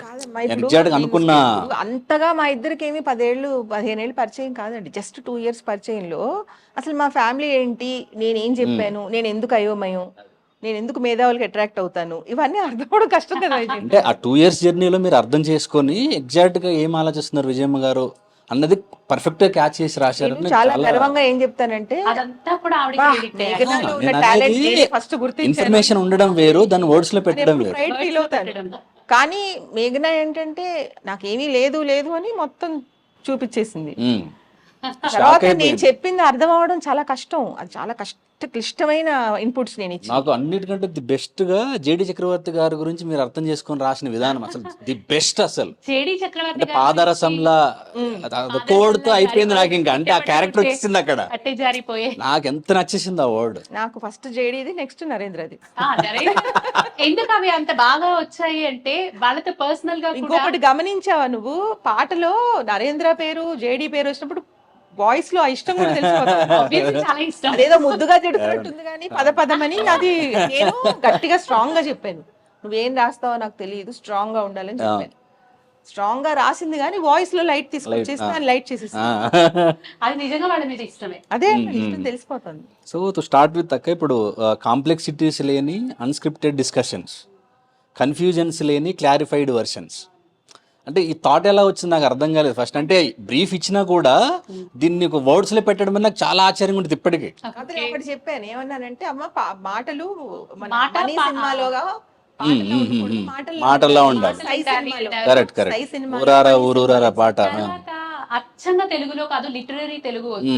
తెలుగు ఇంగ్లీష్ వర్డ్స్ సహజంగా మనం మాట్లాడుకున్నప్పుడు ఎలా ఉండాలో అలా ఆ శైలి కావాలన్నారు. ఇంకోటి మీరు రాసేటప్పుడు అంటే ట్యూన్ ఇలా వస్తుందని ఐడియా ఉండి రాశారు, లేకపోతే రాసి ఇచ్చాక యూ ట్యూన్ ఇట్? అది గిఫ్ట్ అనాలో బ్లెస్సింగ్ అనాలో నాకు తెలియదు కానీ యాక్చువల్ గా ఇప్పుడు నేను చెప్పాను కదా, నేను ఒక అబౌట్ 200 సాంగ్స్ రాసాను. ప్రతి పాట నాకు విత్ ట్యూనింగ్ వచ్చేస్తుంది రాసేటప్పుడే. చేసేటప్పుడే కాంప్లెక్సిటీస్ లేని ఓకే మనసు పెడుతున్నాం అలా వచ్చేస్తుంది. Very soulful. ఈవెన్ దో మీరు మాట అన్నా కూడా చాలా సోల్ఫుల్ గా ఉంది. అదే ఓవరాల్ పాటల్లో ఒక సోల్ ఉంది. అలా అనుకుంటూ రాసినప్పుడు నాకు అనిపించింది, అరే ఇది ట్యూన్ బాగుందిగా, ఇదే పెట్టేద్దాం, క్యాచీగా ఉంది అని అనిపించింది. నాకు మనసు పెడుతుంది అనే దాంతోనే నాకు ఫస్ట్ స్టార్ట్ అయింది మేఘ్నా ఐడియా. మనసు పెట్టి రాస్తావు. ఇప్పుడు ఎవరెవరైతే చెప్పాను వాళ్ళందరికీ మేఘ్నా అంటే ఇష్టం, మేఘ్నాకు వాళ్ళంటే ఇష్టం. ప్లస్ నేను ఏం చెప్పాను ఎప్పుడు చెప్తూ ఉంటాను అందరి గురించి. సో ఖచ్చితంగా అర్థం అవుతుంది అని నాకు అనిపించింది. కానీ అంత అర్థం చేసుకుంటున్నాను మాత్రం నేను అనుకోలేదు. నేను మినిమం ఒక 50 days పడుతుంది అనుకున్నాను, 2 days లో ఇచ్చేసింది. 2-3 days లో వచ్చేసింది. అసలు పోలిక లేదు మీ ఎక్స్పెక్టేషన్ కి వచ్చిన దానికి. చాలా కాంప్లికేటెడ్ గా అనిపించింది. ఏంటి అంటే వైజయంతి గారు ఆవిడ పెట్టాలి, ఖచ్చితంగా రావాలి వైజయంతి గారిది. అట్ ద సేమ్ టైం నేను వైజయంతి అని అనలేను, కానీ వైజయంతి గారు అంటే అక్కడ ఫిట్ అవ్వట్లేదు, బాగాలేదు. సో ఏం చేయాలో అర్థం కానప్పుడు వ్యూస్ ఛానల్ వారని పెట్టేస్తే బాగుంటుందా? చాలా బాగుంది. అది పెట్టాం కానీ మళ్ళీ ట్యూన్ లో ఫిట్ అవ్వట్లేదు. సో దానికి ఒక డైలాగ్ ఫార్మాట్ ఇచ్చేస్తే సెట్ అవుతుంది కదా అనిపించి వ్యూస్ ఛానల్ వారి ప్రభావం పురాణాలపై కలిగించిన అవగాహన పెట్టింది. వైజయంతి గారు ఎందుకు ఇప్పుడు పురాణాలు మాకు తెలియదేం కాదు. ఉషశ్రీ గారు అన్ని వినేసాం, మా తాతయ్య గారు అన్ని చెప్పేశారు, మా సందేహాలన్నీ మిమ్మల్ని అడిగేసాం. అలా చాలా మందిని అడుగుతాం, కానీ అందరూ చెప్పింది నాకు నచ్చదు, నాకు ఎక్కదు, అవగాహన అర్థం అవ్వలేదు. నాకు మీరు చెప్పాకనే అన్నిటి మీద నాకు అవగాహన వచ్చింది. ఇందులో ఇప్పుడు ఉషశ్రీ గారు ఏంటి చాలా బాగా చెప్తారు, అందులో ఉన్న నెగిటివ్ క్యారెక్టర్స్ కూడా పాజిటివ్ గా చెప్పేస్తారు. అంటే వాళ్ళ పరిస్థితులతో అలా చేశారు అని చెప్తారు. అదే వైజయంతి గారికి ఎలా వచ్చిందంటే ఎవరితో ఇంటర్వ్యూ చేసినా అది ఎవరిష్టం వాళ్ళదంటారు ఫస్ట్. నాకు అది చాలా నచ్చేసి ఆవిడ కనెక్ట్ అయిపోయాను. ఇప్పుడు అభిప్రాయాలన్నీ మా ఇద్దరి ఒకటి ఉండవు. రాము మీద అభిప్రాయం ఆడుకోటి ఉంటుంది, నాకోటి ఉంటుంది, కానీ సెన్సిబుల్ గా ఉంటుంది. అందులో సెన్స్ ఉంటుంది. ప్లస్ రాముని ఏంటంటే ఇంట్లో మనిషిలాగా అభిమానించి ఈ పిల్లోడేంటి ఇలా ఉన్నాడు, సరిగ్గా చదువుకుంటే బాగుంటుంది అన్నట్టు. మన ఇంట్లో అమ్మమ్మలు అలా అంటారు కదా, చాలా మంచోడమ్మా కానీ సరిగ్గా చదవట్లేదు కదా, బాగా చదువుకుంటే చక్కగా డిగ్రీలో జాయిన్ అవ్వచ్చు కదా అన్నట్టు చెప్తారు రాము గురించి. సెన్స్ ఉంటుంది అందులో. సో అందుకని ఆవిడకి నాకు వాళ్ళ ఫ్రెండ్షిప్ కలిసిపోయింది. అదే నేను చెప్పింది ఆవిడకి అర్థం అవుతుంది. నేను ఆవిడ ఒక 50% లాక్కొచ్చేసాను ఆ వైపు, 50 అడుగున్నారు. నేనేంటంటే కొంచెం అటు వెళ్ళాను, ఆవిడ ఎక్కువ ఇటు లాగేశాను. అయితే మీరు నాకు అదే అనుకున్నా, మీరు వ్యూస్ ఎందుకు పెట్టారు? నేను యాక్చువల్గా పురాణాలకు సంబంధించినవి అయితే వేరే పేపర్లకు రాశారు కానీ వ్యూస్ లో లేదు అసలు, కానీ వ్యూస్ పెట్టారు. అది అడుగుతున్నాను అందుకనే నేను. ధర్మ సందేహాలు ఉంటాయి కదండి. అవును, ఇది ఉషశ్రీ అఫీషియల్ లో వస్తాయి, కానీ దాన్ని మీరు అలా వివరంగా చెప్పకపోతే అర్థం కాదు. ఇప్పుడు ధర్మ సందేహాలు ఆయన ఎప్పుడో ఆ చెప్పిన విధానం ఒకలా అర్థం అవుతుంది, మీరు చెప్పింది ఏంటంటే నరేషన్ క్లారిటీ ఉంటుంది ఫుల్, ఎంత అర్థమైన వాళ్ళు కూడా అర్థమైపోతుంది. ఇంకొకటి ఏంటంటే ఉషశ్రీ గారు మాట్లాడుతున్నప్పుడు వచ్చే ఆ గౌరవం, ఆ భయం వేరేగా ఉంటుంది. అవును, మీరు మాట్లాడుతుంటే ఒక ఫ్రీడమ్ అంతే మరి. అడగలేదు, అవును, మీతో మాట్లాడినట్టు వేరే కదా, అంతే కదా మాట్లాడలేదు. అక్క అసలు విజయిజం కి ఇన్స్పిరేషన్ ఏంటి? ఆ తర్వాత ఈ టైటిల్ సాంగ్ ఎందుకు అనుకున్నారు విజయిజం కి? ఇప్పుడు రామోయిజం ఉంది, ఆ. రామోయిజం కి టైటిల్ సాంగ్ టైటిల్ సాంగ్ అని అసలు నేను అనుకోలేదమ్మా, నాకు టైటిల్ సాంగ్ ఐడియా అస్సలు లేదు, మరి ఎలా 1% కూడా లేదు. నిన్ను చూసే వచ్చింది మేఘనా పాట, నా రాయించాలి అది మేఘనాతో ఏం పెట్టించాలి అని ఒక ఐడియా వచ్చింది. మేఘనా అంటే ఇప్పుడు నాకు ఏంటంటే మేఘనా అంటే ఒక నమ్మకం అండి. మేఘనా అంటే నా దృష్టిలో ప్రభు. మేఘనాతో ఉంటే ఏమవుతుందంటే నాకు ఏ పనైనా ఏ విషయమైనా తనకి చెప్పేస్తే ఏం వదిలేండి అక్క అయిపోతుంది అంటే అయిపోతుంది. అంటే ఇప్పుడు నేను కూడా అలాంటి మాటలు నమ్మను, కానీ నాకు ఈ 2 ఏళ్లలో జరిగిన అనుభవాలతోటి, కానీ ఎంతసేపు ఏంటంటే ఈ అమ్మాయి మంచి పిల్ల, మంచి మనసు అంతవరకే నాకు ఒక సంవత్సరం అర్థమైంది. తెలివైంది, ఇంత బాగా పాడుతుంది, ఆ అమ్మాయి అందం, ఆ అమ్మాయి తెలివి అన్నీ నేను ప్రతిరోజు ఆశ్చర్యపోయేదాన్ని. కానీ పిల్లలు ఎవరు అలా లేరు, మేఘనా ఏజ్ పిల్లలు అలా ఉండరు. చాలా గర్వంగా ఉంటారు, ఏదో తయారవుతారు, ఏదో మాట్లాడతారు, మనం వేసిన ప్రశ్నకు సమాధానం చెప్పరు, మనకు పలకరించాలా వద్దా తెలియదు, కొంచెం కన్ఫ్యూజన్లో ఉంటుంది. ఏంటంటే క్లారిటీతో ఉంటుంది, ఎవ్వరికి ఒకవేళ ఎవరికైనా ప్రాబ్లం వస్తే హెల్ప్ చేయాలని ట్రై చేస్తుంది, ఆ ప్రొసీజర్లో వచ్చే బాధలన్నీ భరిస్తుంది. సో అవన్నీ నాకు ప్రభు లక్షణాలు అనిపిస్తాయి, అందుకని కనెక్ట్ అయిపోయాను. నాకు ఏమైనా మేఘన చాలా బాగా పాడుతుంది, చాలా బాగా రాస్తుందని నాకు కొన్ని మెసేజెస్ చూసి అర్థమైంది. అందుకని మేఘనాతో రాయించడం, ఎవరెవరినో నేను ఎందుకు అడుగుతున్నాను, ఎవరినో 2-3 అడిగాను నేను, వాళ్ళు అసలు అది కూడా మీకేంటంటే ఆర్టికల్స్ అమ్మా, రాము మీద, నేను చక్రి మీద, అబ్జర్వ్ నా చేసింది మీద. ఏంటంటే మీరు మీతో అసోసియేట్ అయిన వాళ్ళని మీతో ఉంచుకుంటారు ఇప్పుడు. ఖచ్చితంగా అవును. అది నేను ఫస్ట్ టైం నేను మిమ్మల్ని కలిసినప్పుడు ఒక ఆ సినిమా ప్రివ్యూకి వచ్చిన రోజున ఆ స్వప్న తీసుకొచ్చి ఆర్జీవి గారి సిస్టర్ని పరిచయం చేశారు అంతే. అబ్బో వీళ్ళు చాలా పొగరుగా ఉంటారులే, జనరల్ గా అవుట్లుక్ ఉంటుంది కదా. మీరు వచ్చి పలకరించిన తర్వాత నుంచి కూడా నాకు తొందరగా ఎవరితో ఇంటరాక్ట్ అవ్వడానికి భయం నాకు. అంటే నెగిటివ్ రెస్పాన్స్ వస్తే నేను టాలరేట్ చేయలేను కాబట్టి నేను ఎవరికి మాట్లాడను. కానీ మీరు మాట్లాడిన విధానం, మళ్ళీ మీ అమ్మగారితో మీరు కలపడం, ఆవిడేమో మా అమ్మాయి అన్నట్టుగా మాట్లాడడం, వైజయంతి గారు అంటే బయట వాళ్ళలా అనిపించడం పోయింది అసలు. స్వప్నతో అన్నాను, ఏంటి ఆవిడ రాముని ఇంటర్వ్యూ చేశారా, ఆవిడ అలా అనిపించట్లేదే నాకు అన్నాను ఫస్ట్. అంటే స్వప్న అంది లేదు చాలా బాగా చేశారండి అని. అవునా అని పెద్దగా వినలేదు నేను. తర్వాత రాము చెప్పాడు ఇలా ఉషశ్రీ ఇలా చేశారు అంటే, అమ్మంది అవును ఉషశ్రీ గారు నేను చూశాను ఎక్కడో అని చెప్పింది. నాకు అసలు నమ్మకమే లేదు, ఏం మాట్లాడి ఉంటారు ఇవిడి. తర్వాత పేరు చాలా నచ్చేసింది, చాలా బాగుంది పెట్టిన పేరు, నాన్నగారు పెట్టిన పేరు మందేం కాదు. అర్థమైంది కాదులే ఇవిడికి ఏదో సెన్స్ ఉంది అని. తర్వాత రాముడు ట్విట్టర్ లో పెట్టాడు కదా, అవును. సో డైరెక్ట్ గా కలిసి మాట్లాడినప్పుడు ఆవిడ చాలా బాగా చెప్పారు. ఎలా అంటే ఆవిడ అభిప్రాయాలు మార్చుకోరు, కానీ అవతల వాళ్ళ అభిప్రాయాలు విలువిస్తారు. అంటే ఎవరి అభిప్రాయం వాళ్ళది, ఎవరి ఇష్టం వాళ్ళది. తప్పు చేసిన తప్పు చేశాడు అంటూ అలా చేయకూడదు, కానీ ఫైనల్ గా ఎవరి ఇష్టం వాళ్ళు, అది నేను ఆవిడ దగ్గర నేర్చుకున్నాను. అదే నేను కూడా వాడతాను, ఎవరి ఇష్టం వాళ్ళు. నరేంద్ర అక్కడ పద 11 జర్నీ అది విన్నప్పుడు వరుసగా అవుతాం. ఫస్ట్ ఇద్దరు మేధావులు, ఇద్దరు మేధావుల మధ్య అయ్యాం. చాలా ఇంపార్టెంట్, విజయిజం స్టార్ట్ చేయడానికి కారణం అదేనండి. ఇద్దరు మేధావులు మధ్య అయోమయం అని రాయమని చెప్పాను నేను. మీరే చెప్పారా పదం?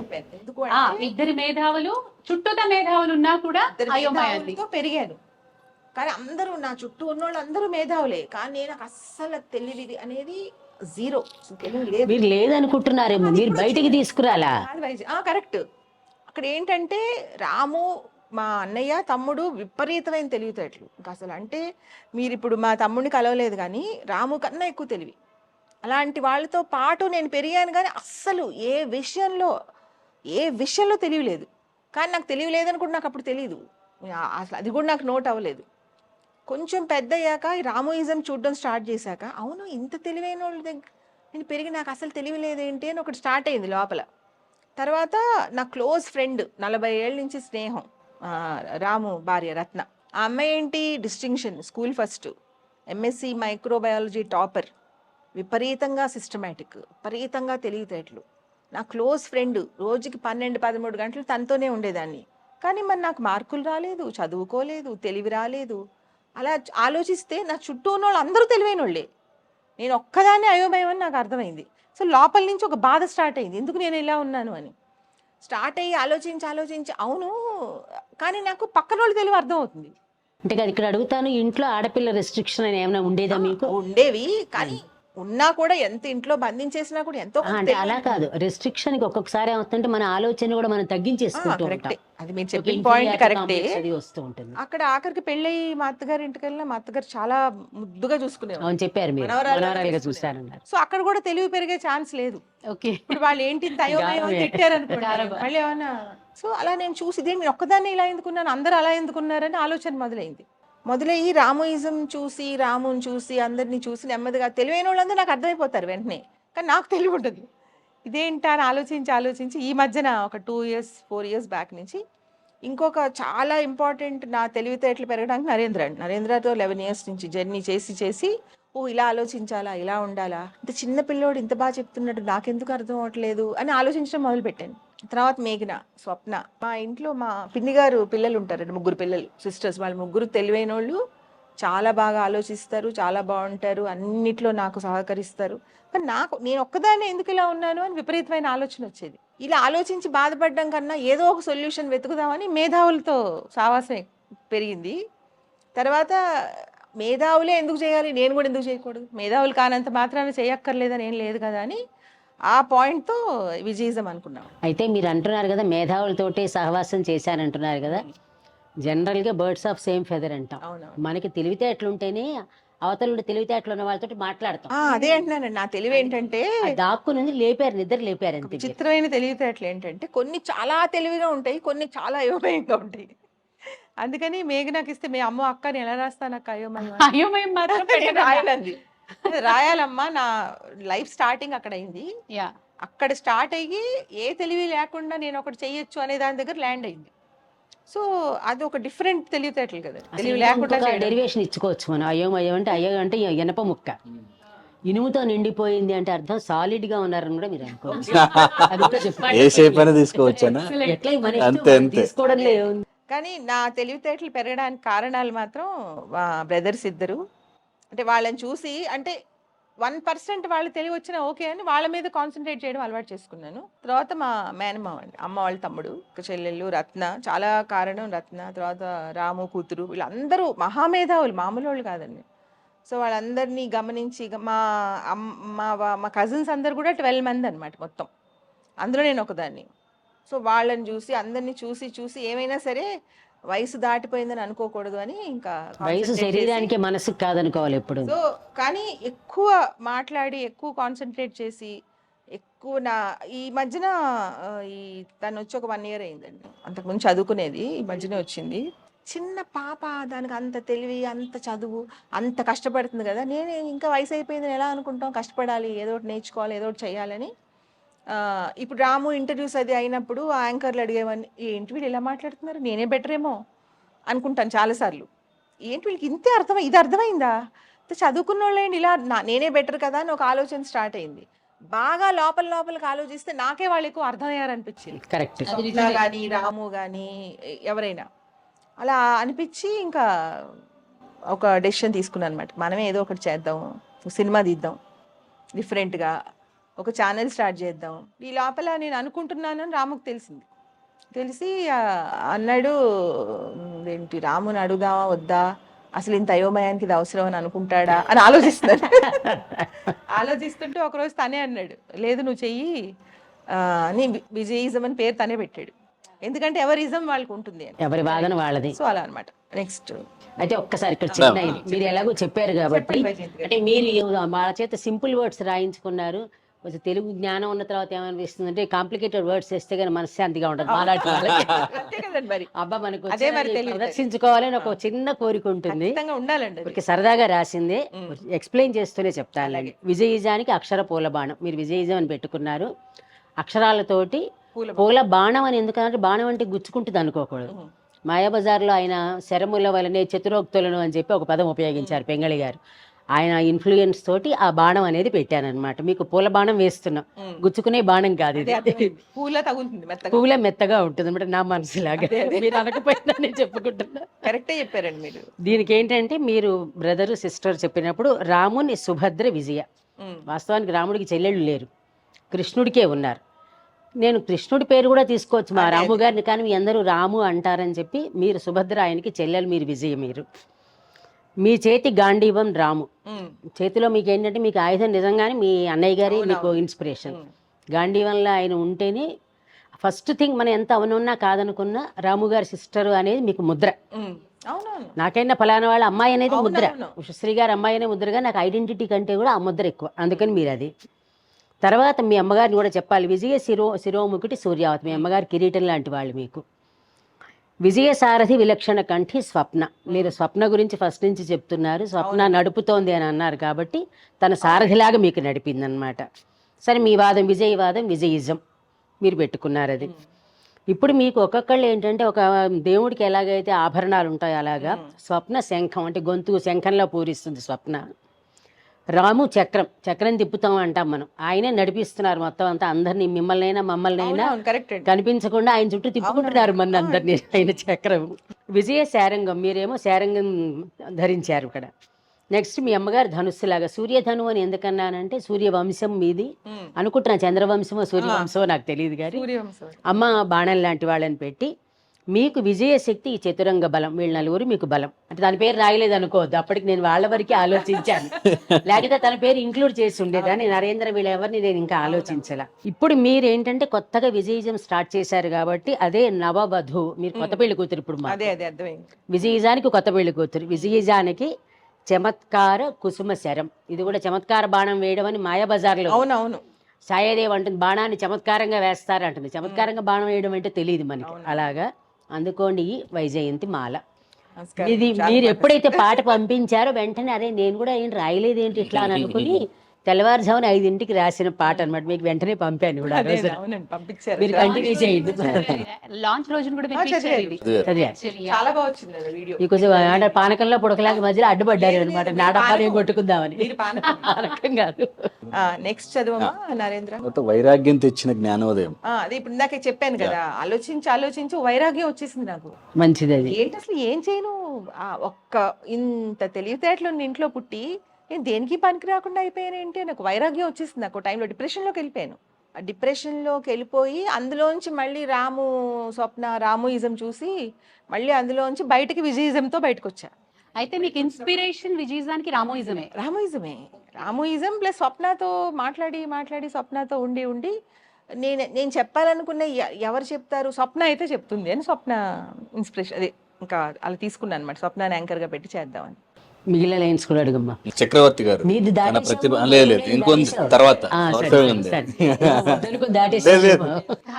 చక్రవర్తిది నాది ఉన్న మా ఇద్దరి మధ్యలో ఉన్న బాండింగ్ చాలా ఇంపార్టెంట్ అండి. ఎలా అంటే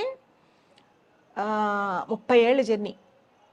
చక్రవర్తి వాళ్ళు ఏంటంటే విపరీతంగా వర్క్ మీద కాన్సన్ట్రేషన్ అండి. వాళ్ళకి ఏ దృష్టి ఉండదు, కేవలం పని పని పని, లేదా వాళ్ళ అమ్మగారు. అది తప్ప మూడోది ఎప్పుడు చక్ర పార్టీకి కానీ ఒక సినిమాకి కానీ దేనికి రారు. ఆఖరికి మా సినిమా తను చేసిన సినిమాలకు కూడా ఆ పార్టీలకు వెళ్ళరు. సక్సెస్ పార్టీలు అది ఉంటే చాలా తక్కువ వెళ్తారనమాట. చాలా బాండింగ్ ఎందుకు వచ్చింది అంటే ఒక అమ్మాయిలు తాగుడు, పెళ్లి చేసుకుందాం, ఏ ఇంట్రెస్ట్ అంటే ఎవరికైనా ఒక ఇంట్రెస్ట్ ఉంటుంది. ఫ్రెండ్స్తో బయటకు వెళ్దాం, కార్లు కొనుక్కుందాం, ఏ ఇంట్రెస్ట్ ఉండదు. ఉట్టి పని మీద. అంటే పని అమ్మ అంతే. పని అమ్మ అంటే అక్కడ విషయం ఏంటంటే వైజయంతి గారు చాలా మంది అలా ఉండొచ్చు, కానీ వాళ్ళకు ఒక గర్వం ఉంటుంది. అవునండి, కరెక్ట్. ఏమని, నేను ఎంత గ్రేట్, నాకు ఈ అలవాట్లు లేవు, మా అమ్మతోనే ఉంటానని. ఆ కోపం అమ్మ మీదో మీదో ఇంట్లో పిల్లలు ఎవరో ఒకళ్ళ మీద చూపిస్తారు. చక్రి అసలు అలా అనుకోరు, నేను గ్రేట్ అని కూడా అనుకోరు. ఎందుకంటే మా అమ్మ నాకు ఇంపార్టెంట్, పని ఇంపార్టెంట్. అంటే రాము మీద కాన్సన్ట్రేషన్ ఎలా ఉండేదంటే 4-5 గంటలు నిలబడిపోయి ఉండిపోయేవారు. కృష్ణవంశీ గారు, చక్రి వాళ్ళు గంటలు నుంచుని రోజుల తరబడి ఉండిపోయేవారు అలాగా. అంటే కొన్ని సంవత్సరాలు రాము వంక చూడటం తప్ప వాళ్ళు ఇంకా వేరే నేను కొంతసేపు ఫ్రెండ్స్తో బయటకు వెళ్దాం, కొంతసేపు ఇంటికి కాఫీ తాగొద్దాం అంటే వెళ్ళి ఏ హోటల్కి వెళ్ళి ఏదో ఉంటుంది కదా, అస్సలు ఉండేది కదా. అలా ఉండేవారు. అది చూసి నాకు విపరీతంగా ఇష్టం వచ్చేసింది ఇంకా చక్రవర్తి అంటే. చక్రి రాము వంక, నేను చక్రవర్తి వంక చూస్తూ ఉండేవాడు అనమాట. కాన్సన్ట్రేషన్ అలా ఎక్కడ కనిపించిన అలా చూస్తూ ఉండేదాన్ని. రత్న అనేది అలా చూడకు, నీకు మెంటల్ ఏం అలా చూడ, కాసేపు ఇటు తిప్పు బాబు అని.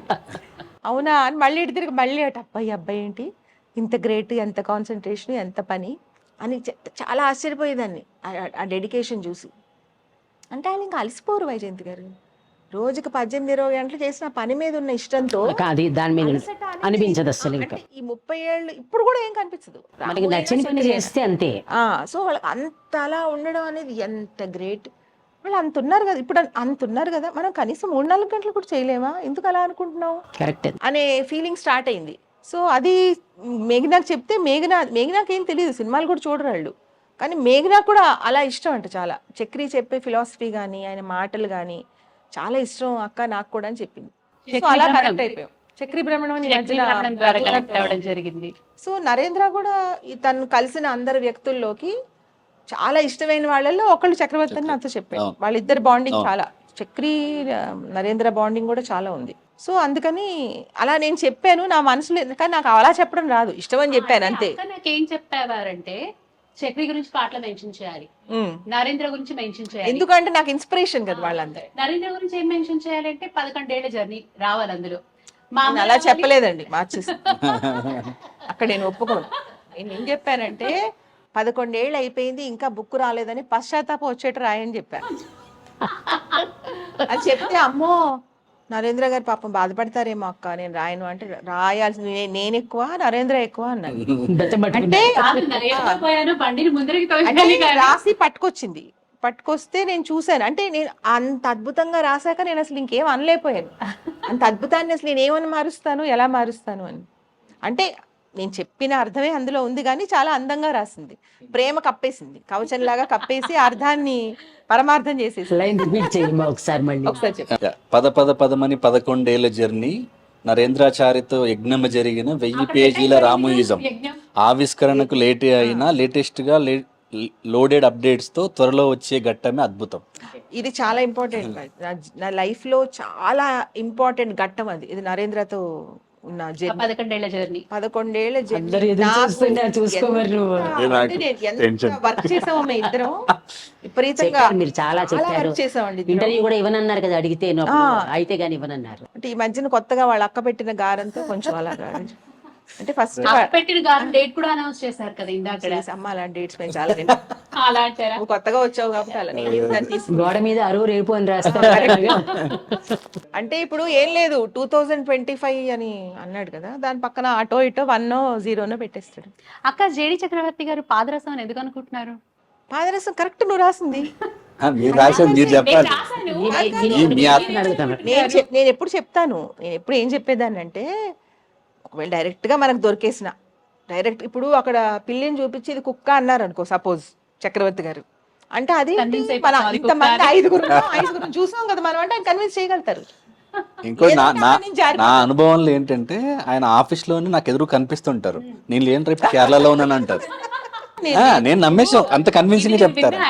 నేను కింద ఉన్నాను, కింద సెల్లార్ లో ఉన్నానంటే అంతకన్నా మనం ఏం నమ్ముతాం. అయితే యాప్టే అన్నమాట వివరణ. అంటే పాదరసం అన్నది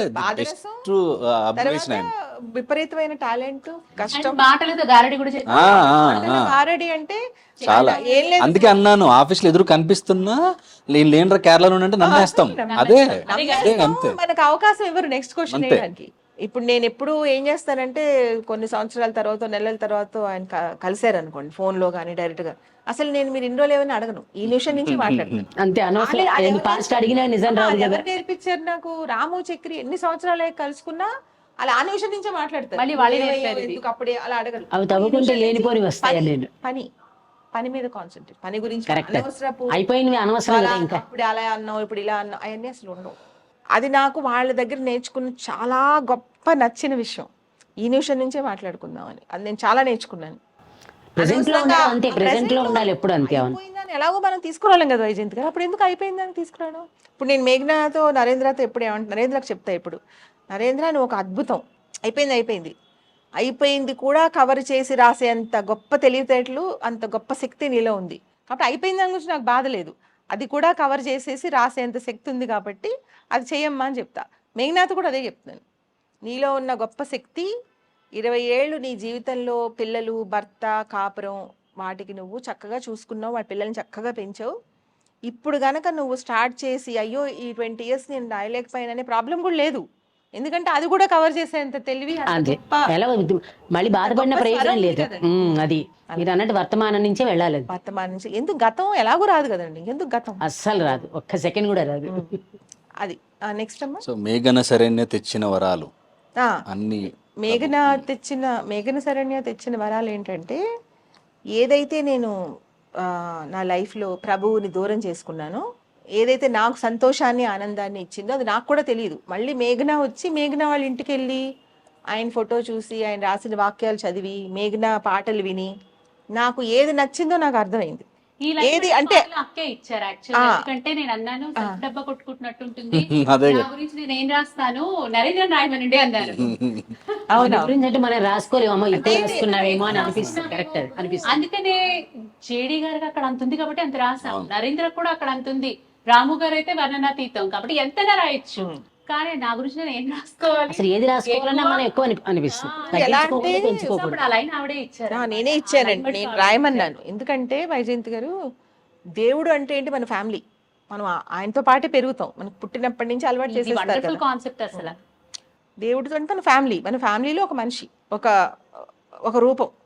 సో ఏ రూపం మనకు నచ్చింది, ఆ రూపం నాకు నచ్చింది.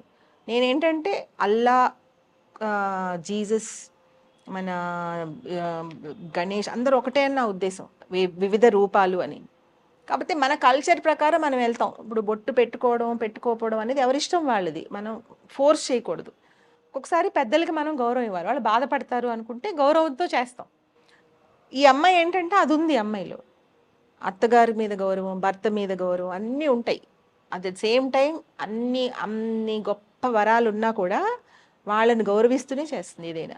లేకపోతే నేను ఈ వయసు ఆడపిల్లల్ని మనం ఇలాంటి అడగలేము, నువ్వు పాట రాయమ్మా, నువ్వు వచ్చి ఇది చూడు అది చూడు అడగాలంటే అవును, కరెక్ట్. అక్కడ ఫ్యామిలీ లైఫ్ డిస్టర్బ్. అవును అవును.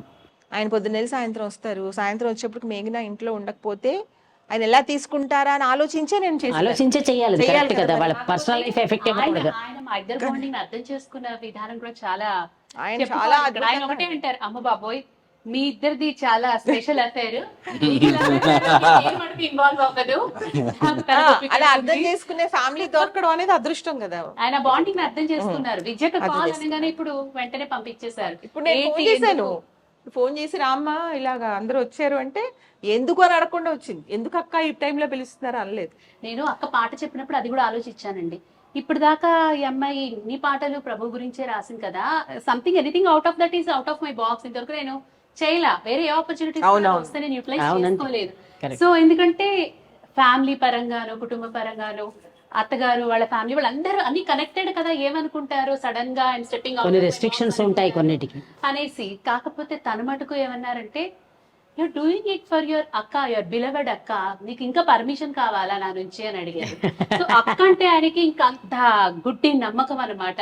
ఎక్కడికైనా వెళ్తే అక్కతో ఒక్కొక్కసారి ఇక్కడ 1 o'clock వరకు కూడా ఉండిపోతారు రాత్రి. నువ్వెక్కడున్నావు, ఎప్పుడు వస్తావు, ఇంతవరకు ఒక్క కాల్ రాలేదు 3 ఏళ్లలో. అంత నమ్మకం. ఎందుకంటే నేను అంటాను, మీకు అసలు ప్రేమ లేదా ఏంటి, నన్ను కనీసం రాలేదు ఒక కాల్ కూడా మీరు చేయాలంటే నువ్వు ఉన్నది ఎవరితో, అక్కతో కదా, ఆవిడతో ఉంటే నాతో ఉన్నట్టే కాబట్టి నేను అడగను. సో అట్టేసరికి అన్ని పర్మిషన్స్ గ్రాంటెడ్ ఇక్కడ. నేను ఎప్పుడు ఏం చెప్తానంటే వైజయంతి గారు, నువ్వు ఆయన పర్మిషన్ అడిగారా అమ్మా, ఆవిడ ఆయన పర్మిషన్ ఇవ్వాలి. భార్యాభర్తల బాండింగ్ అంటే ఎలా ఉండాలి, నువ్వు అడగాలి, ఆయన ఒప్పుకోవాలి. అవును, నా ఉద్దేశంలో అలా ఉండాలి. ఎలాగో ఒప్పుకుంటారు కదా అని అడగడం మానేయకూడదు. ఇన్ఫర్మేషన్ ఉండాలి కదా, పర్మిషన్ కంటే కూడా ఇన్ఫర్మేషన్ ఉండాలి. అలాగే అదేంటి నేను ఏది చెప్తే అది వింటుంది కదా అని ఆ అమ్మాయి ప్రైవసీలోకి వెళ్ళకూడదు. ఎంతో కొంత అది ఇవ్వాలి. నీ ఇష్టం అన్నారు అనుకోండి, మనకి వెళ్ళాలా వద్దా ఎలా తెలుస్తుంది? ఏం చెప్పాలో తెలియక నీ ఇష్టం అంటున్నారా, లేకపోతే ఇష్టం లేదా? ఇష్టం లేదని చెప్తే మళ్ళీ బాగుండదేమో నీ ఇష్టం, అలా కాదు, క్లారిటీ ఇచ్చేయాలి. అందుకనే రవి గారు ఏంటంటే, ఇప్పుడు మేఘన చెప్పినట్టు ఆయన అర్థం చేసుకుని సహకరిస్తారు కాబట్టి, లేకపోతే నేను ఖచ్చితంగా ఆలోచిస్తాను. అవును, మన వల్ల వాళ్ళ ఫ్యామిలీ డిస్టర్బ్ అవ్వకూడదు. అంటే ఏజ్ అమ్మాయి, ఇప్పుడు కొంచెం పెద్ద అమ్మాయి అనుకోండి, బాధ్యతలు తీరిపోయి అలా ఉంటే వేరే. నా ఏజ్ రిస్ట్రిక్షన్స్ అప్పుడు ఉంటాయిలేండి, ఎప్పటికీ అయ్యేదన్నట్టు. సో అలా. నెక్స్ట్ అభిమాన నటుడు జూనియర్ ఎన్టీఆర్, బట్ విలన్స్ ఇష్టం. నాకు మామూలుగా ఏంటంటే విలన్స్ చాలా ఇష్టం. ఎలా స్టార్ట్ అదే ఉన్నారు, కరెక్టే మీరు చెప్పిన పాయింట్ క్యాచ్ చేశారు. ఫస్ట్ ఎలా స్టార్ట్ అయిందంటే మోహన్ బాబు గారు స్వర్గం నరకం అండి. సినిమా చూస్తున్నప్పుడు నాకు వేరే వాళ్ళు ఆయన తెగ నచ్చేస్తున్నారు. అప్పుడు మోహన్ బాబు గారు తెలియదు, ఎప్పుడో నా చిన్నప్పుడు. అంటే హీరోకి కూడా విలన్ వల్లే పేరు వస్తుంది ఎప్పుడు. ఆయన అంటే ఏదో అంటే అసలు అందులో మరీ ఒక దారుణమైన క్యారెక్టర్. అవును. కానీ ఏంటో ఈయన ఎందుకు నచ్చుతున్నారు, నేను తేడా అంటే నాకు ఏమర్థమైంది, ఆలోచన విధానం ఇలా వెళ్తుంది ఏంటో అనుకున్నాను. నచ్చడం అంటే స్క్రీన్ మీద నచ్చడం అని నాకు అర్థం అవట్లేదు. ఆయన అంత బాగా చేస్తున్నారు కాబట్టి అదే నచ్చారు. యాక్షన్. అలా కూడా కాదు, నాకు అర్థం అవట్లేదు అలాగా. అప్పటి నుంచి నేను ఎంతసేపు ఏ సినిమా చూసినా హీరో వంక కాకుండా విలన్ వంక నెక్స్ట్ అది ఇంకా విపరీతంగా ఆ ఫేస్ లోకి వెళ్ళిపోయింది జేడి మొలని శివ నుంచి. వెరైటీ విలన్స్ వాళ్ళందరూ. జేడి తర్వాత సుప్రీత్, సుబ్బరాజు, ఇంకా విలన్స్ అందరూ ఉంటారు కదా, మన సోను సూద్, ఇంకా వాళ్ళందరూ అంటే మహా ఇష్టం. కానీ బాగా ఇష్టం అంటే ఇంకా విపరీతమైన ఇష్టం అంటే జూనియర్ ఎన్టీఆర్. ఇప్పుడు జూనియర్ ఎన్టీఆర్ ను కూడా విలన్ గా చూడాలనుకుంటున్నారా లేదా? చివరి లైన్ చదవరా? జూనియర్ ఎన్టీఆర్ మొత్తం చదువుదా తన నా అభిమాన నటుడు ఎవరంటే జూనియర్ ఎన్టీఆర్ అని నిద్రలో అడిగినా చెప్తారు. కానీ అసలు ఫ్యాక్ట్స్ మాట్లాడుకోవాలంటే వీరు హీరోల కంటే ఎక్కువగా విలన్ని ఇష్టపడుతుంటారు. ఆ మాట ఎంతమందిలోనైనా జంకకుండా చెబుతారు. దీనికి ఒక కారణం ఉంది, ఆ మాట ఎంత మందిలోనైనా జంకకుండా చెబుతారు అని చెప్తారు. అది ఎందుకు రాశానంటే మీరు నాకు ఒకసారి ఒక సన్నివేశం చెప్పారు, మోహన్ బాబు గారిది ఒక ప్రివ్యూకో రౌడీ మూవీ ఆడియో లాంచ్ వెళ్ళినప్పుడు మీరు అక్కడ అందరూ స్టేజ్ మీద చెప్పారు. వెళ్ళినప్పుడు ఏమైందంటే మోహన్ బాబు గారు ఇలా రౌడీ ఆడియో లాంచ్ కి పిలిచారు. తిరుపతి రమ్మంటే నేను అమ్మ అందరం వెళ్ళాం, రాము అందరం వెళ్తే ఆ స్టేజ్ మీదకి సన్మానం చేయడానికి పిలిచారు నన్ను అమ్మని. ఇంకా నాకు అంటే అప్పటికి నాకు చాలా స్టేజ్ ఫియర్, మాట్లాడడం రాదు, ఎప్పుడో ఇది 10 ఏళ్ళ కిందట. అవును. కానీ నాకు చెప్పేయాలి ఒక్కోసారి అలా వచ్చేసింది కదా లోపల. మీరు అన్నారు కదా నాకు చదవాలని ఉంది అన్నారు కదా, అలా నాకు వచ్చేసింది. కాళ్ళు వణికిపోతున్నాయి, గొంతులో జీర వచ్చేసింది, ఇంకా పడిపోతానేమో అనే పరిస్థితిలో ఉన్నాను యాక్చువల్గా స్టేజ్ మీద. కానీ చెప్పాలని వచ్చేసింది. మైక్ తీసుకుని వాళ్ళేమి ఇవ్వలా, నేనే తీసుకున్నాను. వాళ్ళు సన్మానాన్ని పిలిచారు అంతే, వాళ్ళని మాట్లాడమని కూడా ఏం అడగలేదు. దౌర్జన్యంగా తెచ్చేసుకుంటారు. అడిగారు లక్ష్మీ మంచి ఉంటే ఒకసారి మైక్ ఇవ్వమ్మా అంటే, అయ్యో వాళ్ళు ఏమంటారు, ఏం మాట్లాడతారో అన్నారు, నీకు ఏమొచ్చని ఏం మాట్లాడతారో అనలేరు కదా. ఇచ్చేసారు. ఇస్తే అక్కడ నా ఎదురుగుండా రాఘవేంద్రరావు గారు, దాసనారాయణరావు గారు, జయసుధ గారు, వాళ్ళ ముందు అసలు ఎంత ధైర్యం ఉండాలి నేను ఇలా మాట్లాడడానికి అనుకుంటున్నాను. కానీ మాట్లాడాలని మాత్రం డెసిషన్ తీసేసుకున్నాను, నా వల్ల కావట్లేదు. తీసుకుని చెప్పాను, రాఘవేంద్రరావు గారు, దాసనారాయణరావు గారు, రామ్ గోపాల్ వర్మ గారు, నేనేమైనా తప్పు మాట్లాడితే నన్ను క్షమించండి. నాకు స్వర్గం నరకంలో మోహన్ బాబు గారు చాలా నచ్చేశారు. తర్వాత శివాలో నాగార్జున కన్నా జేడి చక్రవర్తి నచ్చేసారు ఓపెన్గా. జయసుధ్ గారు ఇంకా అలా చూస్తున్నారు, అలా చూసేసి ఇంకా నేను రాము వంక చూస్తే నాకు నోరు పెగలదని అర్థమైంది. అటు చూడకుండా ఇటేటో ఆకాశంలో చూసి మాట్లాడుతున్నారు, శూన్యంలోకి చూడాలి. అయితే పక్కన మనోజ్ అనే అంటే మీరు ఎటు చూస్తున్నారు ఆకాశంలో, ఆడియన్స్ వంక చూడకండి అంటే నేనేం మాట్లాడలేదు. తర్వాత ఈ ఛత్రపతిలో సుప్రీత్, సుబ్బరాజు, ఇంకా సోను సూదులు అందరూ నాకు చాలా ఇష్టం అని చెప్పేశాను. చెప్పేసి స్టేజ్ దిగిపోయి ఇంకా రాము వంక చూడకుండా అలా పక్క నుంచి వెళ్ళిపోతే ఎదురుగుండా కరెక్ట్గా రాము ఉన్నాడు. బాగా చెప్పావే అన్నాడు, అమ్మాయి అనుకుని వచ్చి. జయసుధ గారు, విజయ్ గారు మీరు అలా ఎలా చెప్పేశారండి, అసలు నాకే ఇప్పటి వరకు ధైర్యం సరిపోవట్లేదండి, నాకు చాలా ఇష్టం అండి. వాళ్ళకి మీకు చాలా తేడా ఉంది, ఎందుకంటే మీకు ఏం బెనిఫిట్. నేనెవరికి భయపడాలండి, నన్ను ఎవరు పట్టించుకుంటారు. మీరు అన్నారంటే జయసుధ గారు ఇలా మాట్లాడారు అందరూ అంటారు, నన్ను అనరు కదా, పట్టించుకోరు కదా, సినిమాలో వేయక్కర్లేదు కదా అని చెప్పాను. తర్వాత ఇంకా కొన్ని నెలలు నేను వాకింగ్కి వెళ్ళినా, ఎక్కడికి వెళ్ళినా వీళ్ళ ఫ్యామిలీ తేడా, విలన్స్ ఇష్టం అని చెప్పారు. నాగార్జున కన్నా జేడి చక్రవర్తి నచ్చారు అన్నాను. నాగార్జున ఏం అనలేదు నేను. నాగార్జున ఇలా అయినా సరే నా మీద ఎక్కడ పడితే అక్కడ వెనకాల టీజింగ్ అనమాట. ఇప్పుడు వాకింగ్కి వెళ్ళేదాన్ని పార్క్కి, అందరూ అలా ఎలా అనేసారు మేడం, మీరు అలా అనకూడదు కదా అని వెనకాల పడి అడిగేసేవారు. సో అలా అనమాట. జూనియర్ ఎన్టీఆర్ అంటే ఇంక విపరీత, అంటే ఇంక నేను చెప్పడానికి రాదు, చాలా మామూలు ఇష్టం కాదు. అంటే నాకు అంటే ఎలా ఉంటుందంటే ఇంక పుట్టరేమో ఇలాంటి యాక్టర్ అనే ఫీలింగ్ వస్తుంది. అది అగ్రి అవ్వవలసిన విషయం నిజంగానే. ఇంకెవరు చేయలేరు కదా వైజయంతి, తను చేసినట్టు ఎవరు చేయలేరు నాకు తెలిసి. వాయిస్ కానీ, డాన్స్ కానీ, మాడ్యులేషన్, ఏ క్యారెక్టర్ అంటే మనకి తను ఏడిస్తే ఏడుపు వచ్చేస్తుంది, నవ్వితే నవ్వు వస్తుంది అని అంతటి ప్రతిభ, చాలా ఎనర్జీ. అంటే పెద్దంటి రామారావు గారి కన్నా ఎక్కువ ప్రతిభ అని నా ఉద్దేశం. అదే రాము గారు కూడా అదే మాట చెప్పారు కదా, అవునా అని ఒక జర్నలిస్ట్ క్వశ్చన్ చేశారు. మీరు కరెక్ట్ గానే చెప్తున్నారా? నవరసన నటన సార్వభౌమ కంటే కూడా కరెక్టేనా అని అడిగారు జర్నలిస్ట్. అంటే ఎన్టీ రామారావు గారు కూడా ఇష్టం అండి, అది ఉండేది. కానీ అయినా ఎవరి కానీ అభిప్రాయం వాళ్ళు చెప్పడంలో ఆ, తప్పలేదు. ఇష్టం ఉండేది. కానీ జూనియర్ ఎన్టీఆర్ అంటే ఇంకా చెప్పడానికి నెక్స్ట్ లెవెల్, ఇంకా పరాకష్టం. అంటే ఆయనకి ఈయనకి డాన్స్ ఒకటి డిఫరెన్స్ ఉంది కదా. డాన్స్ అని కూడా కాదండి, అబ్బాయి ఏదో హై ఉంటుంది. ఇప్పుడు కొంతమందిని చూస్తే హై వస్తుందని చెప్తారు కదా, అలా నాకు జూనియర్ ఎన్టీఆర్ ని చూస్తే అలా. ఏదైనా ఒక పర్టికులర్ సినిమా నుంచి అలా వచ్చిందమ్మా మీకు? ఏ సినిమా? ఇట్లా సినిమా ఆది. ఆది. ఎవరు చేయగలరు ఇలాగా? ఎప్పటికీ ఇలా కుట్రేమో అనిపిస్తుంది. అందుకని ఓపెన్ గా ధైర్యంగా అలా చెప్పారు. గొప్పగా చేసేవాళ్ళు చాలా మంది ఉంటారండి, కానీ డిఫరెంట్ ఇంకొక మీకు యాంగిల్. నచ్చింది అంతే, నష్టం ఏం లేదు. నాకు మీ అలా అభిప్రాయం మీరు చెప్పారు. మ్యారిటల్ లైఫ్లో తను హ్యాపీ అయినా పెళ్లికి సుముఖం కాదంటూనే 26 పెళ్లిళ్ళు చేసిన సెన్సేషన్. అదేంటంటే పెళ్లిలో ఇప్పుడు నాకు పెళ్లి ఇష్టం లేదు, కానీ చెప్పాను కదా అందరు బాగా చూసుకునేవారు. మా హస్బెండ్ కూడా మంచి ఆయన, అత్తగారి వైపు వాళ్ళు అందరూ చాలా మంచోళ్ళు. ఇప్పుడు మా బాబుకి పెళ్లి చేసాం, మా రాము కూతురుకి పెళ్లి చేసాం, అందరూ హ్యాపీగా ఉన్నారు, అందరూ మంచోళ్ళే. పెళ్లి వల్ల నేను పడ్డ కష్టాలు ఏమీ లేవు, కానీ పెళ్లి ఇష్టం లేదండి.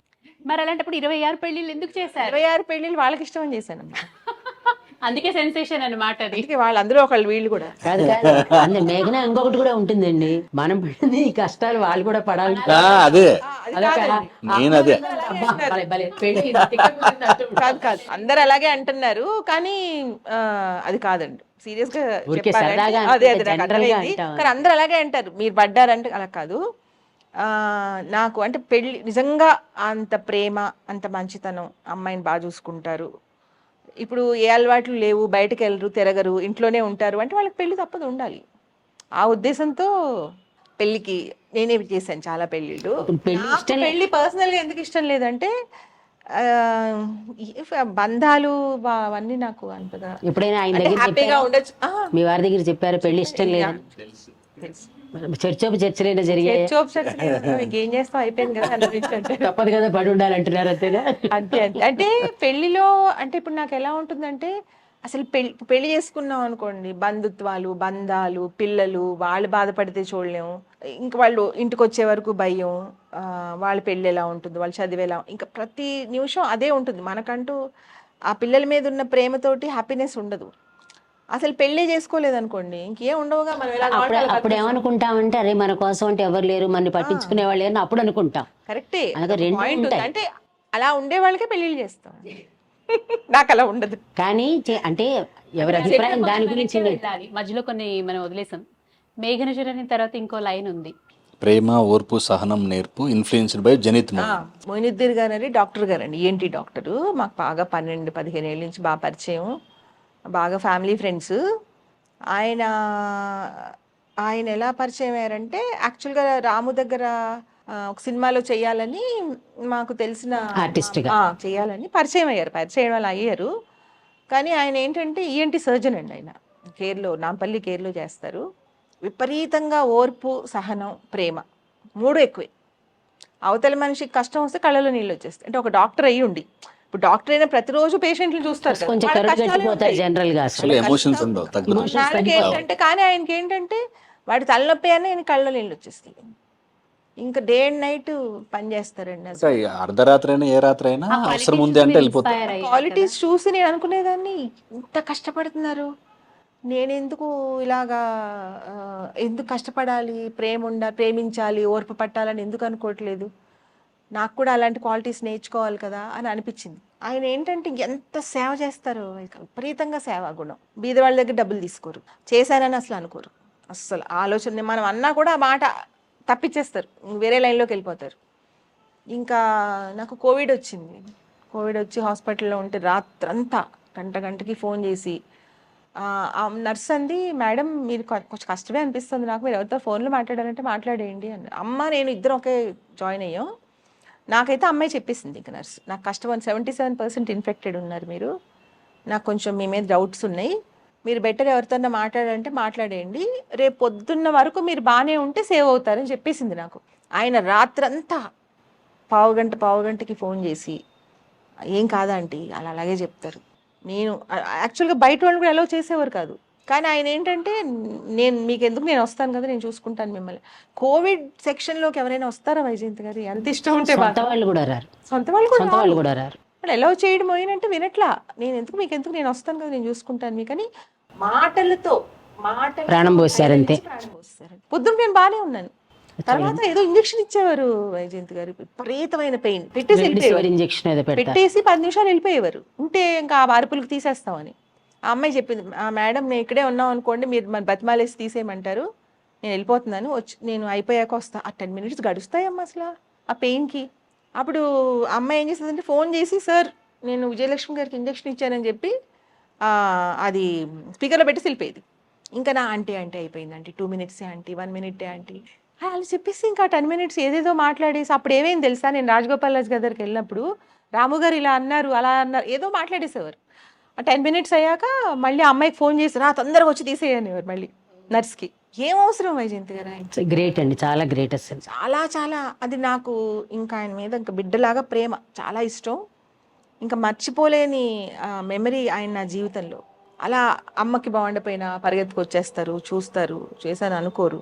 అక్క మరి పాటలో ఇన్స్పిరేషన్ రామోయిజం, ఇగ్నిషన్ స్వప్న జర్నలిజం అని ఉంది కదా, అదేదో ప్రాస కలిసిందని రైమింగ్ తో రాయడం కాదు, కానీ దానికి రీజన్ ఉంది.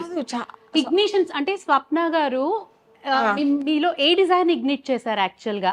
ఆవిడ మిమ్మల్ని ఏ విధంగా ఇన్ఫ్లుయెన్స్ చేశారు, ఏ విధంగా లీడ్ చేశారు విజయిజానికి? ఇప్పుడు మొత్తం అక్కడ ఈ విజయిజం పెట్టడానికి కారణం అయితే స్వప్న అండి. ఎందుకంటే వేరే ఎవరితో నేను కనెక్ట్ అవ్వలేను. అంటే ఇప్పుడు వేరే ఎవరన్నా పెట్టుకుని నేను విజయిజం స్టార్ట్ చేద్దాం అనేది అయితే జరగదు వైజయంతి గారు, ఎవరితో కనెక్ట్ అవ్వలేదు. పెట్టింది కారణం మాత్రం స్వప్నం చూసే. ఎందుకు అంటే ఇప్పటి వరకు నేను చూసిన 100 episodes-లో రామోయిజంలోనే కాదు, ఏదైనా కూడా కరెక్ట్గా ఎవరినన్నా అంటే వాళ్ళు చదువుకున్నోళ్ళైనా చదువుకోపోయినా తెలివి ఉన్నా లేకపోయినా ఎవరినైనా హ్యాండిల్ చేయగలిగేది స్వప్న ఒకటి. తర్వాత విడిగా స్వప్న తెలుసు కాబట్టి తను ఏంటంటే ఇప్పుడు బిజీగా ఉంటుంది, 3-4 ఛానల్స్ చేస్తుంది, టైం ఉండదు. అయినా ఎవరన్నా కష్టంలో ఉన్నారంటే నాకెందుకు అని అనుకోదు, వెంటనే అవునా ఇలా అయిందా అత్తప్ప నేను డబ్బులు ఇవ్వనా, ఇప్పుడు మనం వెళ్ళి చూసొద్దామా అంటుంది వెంటనే. ఎవరైనా వేరే వాళ్ళు ఎలా ఉంటారు, అలా ఇలా అవగానే వాళ్ళు వెళ్ళిపోతారు, ఇంకా అయిపోయి వాళ్ళ ఇంట్లో వాళ్ళ పనులు, వాళ్ళకు కూడా ఏవో పనులు ఉంటాయి కదా ఇంటికి వెళ్ళాక, అలా అనుకోదు ఎప్పుడు. తర్వాత అస్సలు కొంచెం కూడా అంత పెద్ద జర్నలిస్ట్ కానీ 1% కూడా అసలు గర్వం ఉండదు. చాలా ఇలా అక్కడ హాట్ సీట్ దిగ్గానే మామూలు అమ్మాయిలా మారిపోతుంది. వంట చేసేసి భోజనాలు పెట్టేసి అన్నీ అలాంటివి చాలా ఇష్టం, పిల్లల్ని చంకనేసేసుకుని. ఆ క్వాలిటీస్ అన్నీ చూస్తే ఇప్పుడు నాకేమనిపిస్తుంది అంటే చాలా పెద్ద పెద్ద వాళ్ళు అసలు వాళ్ళు మేము గ్రేట్ అని అనుకోరు. ఈ కొంచెం ఏమన్నా ఇంత గ్రేట్నెస్ ఉన్నోళ్ళే గ్రేట్ అనుకుంటారని నాకు మీ అందరి వల్ల అర్థమైంది. సో అలా ఇప్పుడు ప్రణు ఉందనుకోండి, అది చిన్న పాప, ఎవరైనా ఆ ఏజ్ వాళ్ళు ఇంటికి వచ్చాక ఇంకే పని చేయరు, వెళ్ళిపోతారు వాళ్ళ రూమ్ లోకి, వెళ్ళిపోయి వాళ్ళ వీడియోలో వాళ్ళ ఫ్రెండ్స్ వాళ్ళ టీవీలో ఉంటారు. అసలు ఇంతవరకు నేను అలా పక్కకి వెళ్తా, అసలు రూమ్లోకి వెళ్తే ఇప్పుడు హాల్లో ఉంటుంది, బాల్కనీలో ఉంటుంది, నా వెనకాల తిరుగుతుంది, ఏం కావాలంటుంది, ఇంకెవరికో ఏదో కావాలి హెల్ప్ అని ఆ ఇల్లు తిరిగేస్తుంది తప్ప ఇంకా నేను కాసేపు రెస్ట్ తీసుకుంటానంటే నేను అసలు వినలేదు ఇప్పటి వరకు. మరి వీళ్ళందరూ నా చుట్టూ ఉన్నప్పుడు ఇంతమంది నాకు ఇంత గొప్పోళ్ళు దొరికారు కదా, అందరికి వాళ్ళు ఎందుకు చేయట్లేదు వీళ్ళు ఎందుకు చేయట్లేదు, నేనే చేయొచ్చు కదా. ఆ విధంగా విజయిజం పుట్టింది, ఆ విధంగా పుట్టింది. అంటే పురిటి నొప్పులు పడుతుంటే రాము బయటకు తీసాడు. అది ఒక తండ్రి లాగా డెలివరీ చేశారంటే తండ్రి లాగా. వ్యూస్ ఛానల్ వారి ప్రభావం పురాణాలపై కలిగించిన అవగాహన. ఇప్పుడు పురాణాలు ఏంటంటే నా తాతయ్య గారు కొంచెం చెప్పేవారండి ఎప్పుడు పురాణాలు. ఆయన రోజు మమ్మల్ని కూర్చోబెట్టి విశ్వక్సేనుని కొడుకు నోరు తిరుగుతుందని రాయడం కూడా. టీచర్ ఏమో బ్రాహ్మణ్ మాట, ఆవిడ అనేవారు సూర్యావతి గారు వీళ్ళకి నాన్ వెజిటేరియన్ పెట్టకండి, వీళ్ళకి నోరు తిరగట్లేదని. నాలుగు ముద్దు పడుతుంది అంటే మా తమ్ముడు అనేవాడు మేము రాజులు మేము తినకుండా ఎలా ఉంటాం అనేవాడు. సో ఒక తెలుగు రావడానికి కారణం ఆవిడ, నెక్స్ట్ మా తాతయ్య గారు. కానీ ఇప్పుడు మీతో పరిచయం అయ్యాక నాలో తెలుగు ఇంప్రూవ్ అవ్వడం కానీ మాట్లాడడం కానీ నాకు అర్థం అవడం కానీ అంటే మీ నరేషన్ వల్లనే వైజయంతి గారు ఎంత క్లారిటీతో చెప్తారు ఏదైనా. ప్లస్ ఏంటంటే తెలిసిన కథ అయినా నాకు నేను 2 సార్లు 3 సార్లు చదువుతా ఉంటాను. తెలిసినవి కొత్తవేం కాదు, కనెక్ట్ చేస్తాం అంటే కానీ మీ శైలి చాలా బాగుంటుందండి. సో ఆ శైలి నేర్చుకుందామని మీతో స్నేహం. అది నాకు ఇప్పుడు ఇప్పుడు ప్రతి సబ్జెక్ట్, ఇప్పుడు ఒక ఛానల్ స్టార్ట్ చేయాలంటే అన్ని సబ్జెక్ట్స్ లో నాకు ఒక టచ్ ఉండాలండి. అసలు మినిమం తెలియాలి కదా, బేసిక్స్ తెలియాలి. అందరూ సబ్జెక్ట్స్ అన్నమాట. అది మీ దినుసులు మేము అందరం. ఇంపార్టెంట్ డెసిజన్ మేకింగ్స్ అన్నీ కూడా సుమన్ వర్మ సారథ్యంలో విజయజానికి తాను అసెట్. ఈ సుమన్ వర్మ అంటే మా అబ్బాయి తను ఏంటంటే ఎలా ఉంటుందంటే తనతోటి మరి చిన్నపిల్లోడు ఏం కాదండి, ఇప్పుడు 40 ఏళ్ళు, ఇక్కడే మా ఇంటి పక్కనే ఉంటారు. తను ఏంటంటే మనం అంతగా వచ్చేసి వెనకాల తిరిగేసి అలా ఉండడు, కానీ తను వస్తే తప్ప జరగదు అనుకుంటే వచ్చేస్తాడు చేసేస్తాడు. ఇంకా మా ఇంట్లో ఏంటంటే మా తమ్ముడు మా అబ్బాయి వాళ్ళందరూ షో ఉండదు, సైలెంట్ గా చేసుకెళ్ళిపోవడం. సైలెంట్గా ఉంటారు, అక్కడ పని అయిపోతుంది. అంటే మీ అందరికీ ఉన్న లక్షణమే అది అబ్బాయి కూడా వచ్చింది. అది అస్సలు ఉండదండి, అసలు షో ఉండదు. మా ఇంట్లో ఉన్న గొప్ప లక్షణం ఏంటంటే అది. ఇప్పుడు ఏంటి పట్టించుకోవు చేయవు అని తిడుతున్నా కూడా ఏం రియాక్ట్ అవ్వడు, అస్సలు అవ్వడు. వాళ్ళ పని వాళ్ళు చేయడం సరే అంతే. సరే అంటాడు, కానీ అక్కడ టైం నేను వస్తే తప్ప అవ్వదు అనుకున్నది చేసేస్తాడు. తర్వాత విపరీతంగా మేధావి, చాలా తెలివైనోడు.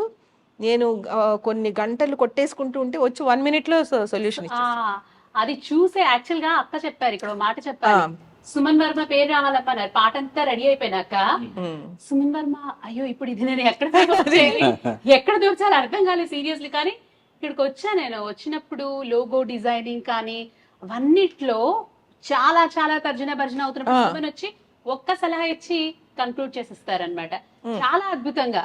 అంతకు మునుపు ఎన్నో ప్లాన్స్ ఉంటాయి, సెట్టింగ్ ఇలా పెట్టాలి అలా పెట్టాలి అలా పెట్టాలి, ఇదంతా కాదని ఒక్క ఐడియా ఇస్తారు, బ్యూటిఫుల్ గా కుదురుకుంటుంది అది. నేను ఒక లోగో చేసినప్పుడు ప్రణుకి, నరేంద్రకి, మేఘనాకి, స్వప్నకి అందరికి చెప్తాను కదా.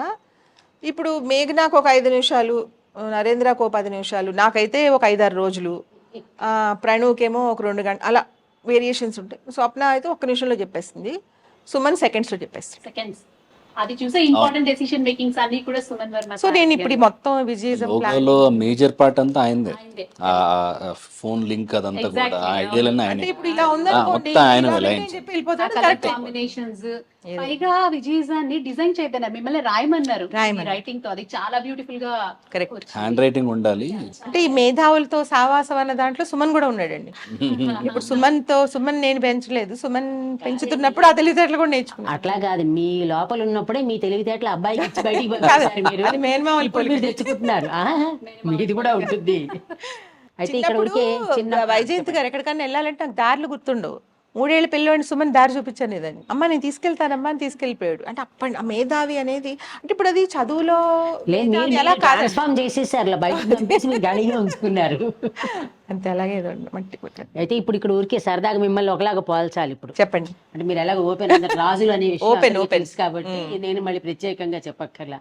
ఇప్పుడు మీరేమో శ్రీకృష్ణదేవరాయలా కూర్చున్నారు, ఆడ శ్రీకృష్ణదేవరాయలు, మేమందరం అష్టదిగ్గజాలు అంతే, పంచదిగ్గజాలు ఉన్నట్టున్నాం. ఇప్పుడు ఇది పాత ఎపిసోడ్ కాబట్టి శ్రీకృష్ణదేవరాయలు ఆవిడండి. అంటే ఆవిడ నడిపిస్తున్నారు కాబట్టి ఆవిడ మహామంత్రి తిమ్మర్సి, మేము 4 ఉన్నాం అనమాట. ఆ అమ్మాయిని చూసారు కదా, నోరిప్పదు కానీ అద్భుతాలన్నీ చేసేస్తూ ఉంటుంది. కొంచెం కూతగనం నెక్స్ట్ లెవెల్, కొంచెం నోరిప్పమ్మ వింటారు. ఒక్క మాట అంటే నేను ఇలా ఏం చేస్తుంది చిన్న పిల్ల, అసలు ఎక్కడికి వెళ్తుంది. ఇప్పుడు ఆడపిల్ల కదా, అలా గంట బయటకు వెళ్ళి వస్తే ఆడపిల్లలు ఇంటికి వచ్చాక నాకు కాలు నొప్పి, నాకు తలనొప్పి, నాకు ఈ ఫుడ్ లేదు, అసలు నాకు మంచం లేదు, నాకు దుప్పటి లేదు, నాకు ఫ్యాన్ లేదు, నువ్వు రా, వాళ్ళ అమ్మని పట్టుకుని పీడించేస్తారు పిల్లలు, ఖచ్చితంగా పీడిస్తారు. కానీ వాళ్ళ అమ్మ ఎలా ఉంది, వాళ్ళ అమ్మని బాగా చూసుకోవాలి, అది ఆలోచిస్తుంది తప్ప నాకేదో లేదని ఎప్పుడు అనుకోదు. అది అందుకని ఒకసారి నోరిప్పమ్మ వింటాం. ఏదో కొంచెం మాట్లాడు, ఎక్కువ వద్దులే, మా అంత వద్దులే నువ్వు. నేను చెప్పినవన్నీ కరెక్టేనా? ఆల్మోస్ట్. సరే, అది వచ్చింది కదా మాట, చిలక పలుకు క్యాప్స్యూల్ అంతే. ఐమూల లుక్తో అవతల వ్యక్తిని స్కాన్ చేసే అద్వితి శరణ్య ఇంటెలిజెన్స్, పెద విప్పకుండా జవాబునిచ్చేటి ఆ చిన్నదాని ఎక్స్ప్రెషన్. సాల్వ్ చేయు నేను అన్సాల్వ్డ్ లైఫ్ పజిల్స్. అద్వితి అంటే మేఘనా కూతురండి, 12 ఏళ్ళ పిల్ల. మీరు కలిశారంటే నోరు విప్పదు. నేను అంటే చిన్నపిల్ల, నేను అంతగా అమ్మాయిని పట్టించుకునేదాన్ని కదా. ఇప్పుడు ముద్దుగా ఉంటుందని ఏమ్మా బాగున్నావా అలా మాట్లాడతాం కదా, మేము చదువుతున్నావు అంటే. అలాంటి సిల్లీ క్వశ్చన్స్ అన్నిటికి ఒక లుక్ ఇచ్చేది, నాకు అది అర్థమయ్యేది కాదు. ఏంటి అమ్మాయి ఇలా చూస్తుంది అనుకునేదాన్ని. మేఘనా ఏంటంటే గలగలా మాట్లాడుతుంది, పలకరిస్తుంది, ఇల్లంతా తిరిగేస్తూ ఉంటుంది. అది మూలకొచ్చి ఇలా చూస్తూ ఉంటుంది అన్నమాట.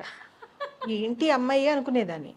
అనుకుని ఒకరోజు ఏదో అడిగితే ఏదో ఒక లుక్ ఇచ్చింది, ఒక స్మైల్ ఇచ్చింది, వెళ్ళిపోయింది. ఒకరోజు ఎవరో వీళ్ళ ఇంటికి గెస్ట్లు వచ్చారు. గెస్ట్లు వచ్చి అద్వితి నువ్వు పాడతావమ్మా పాడమ్మా అని అడిగారు. బాగా క్లోజ్ ఫ్రెండ్సే. అడిగితే అలా చూస్తుంది కానీ పాడట్లేదు. అక్కడి నుంచి వెళ్ళలేదు.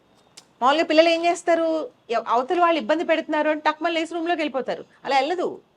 వెళ్ళాలనిపిస్తే వెళ్తుంది కానీ మనం ఉన్నామని వెళ్ళదు. ఏమనిపిస్తే అదే చేస్తుంది, నోరు విప్పదు. అలా చూసేసి వెళ్ళిపోయింది. ఒకలాంటి లుక్ అనమాట.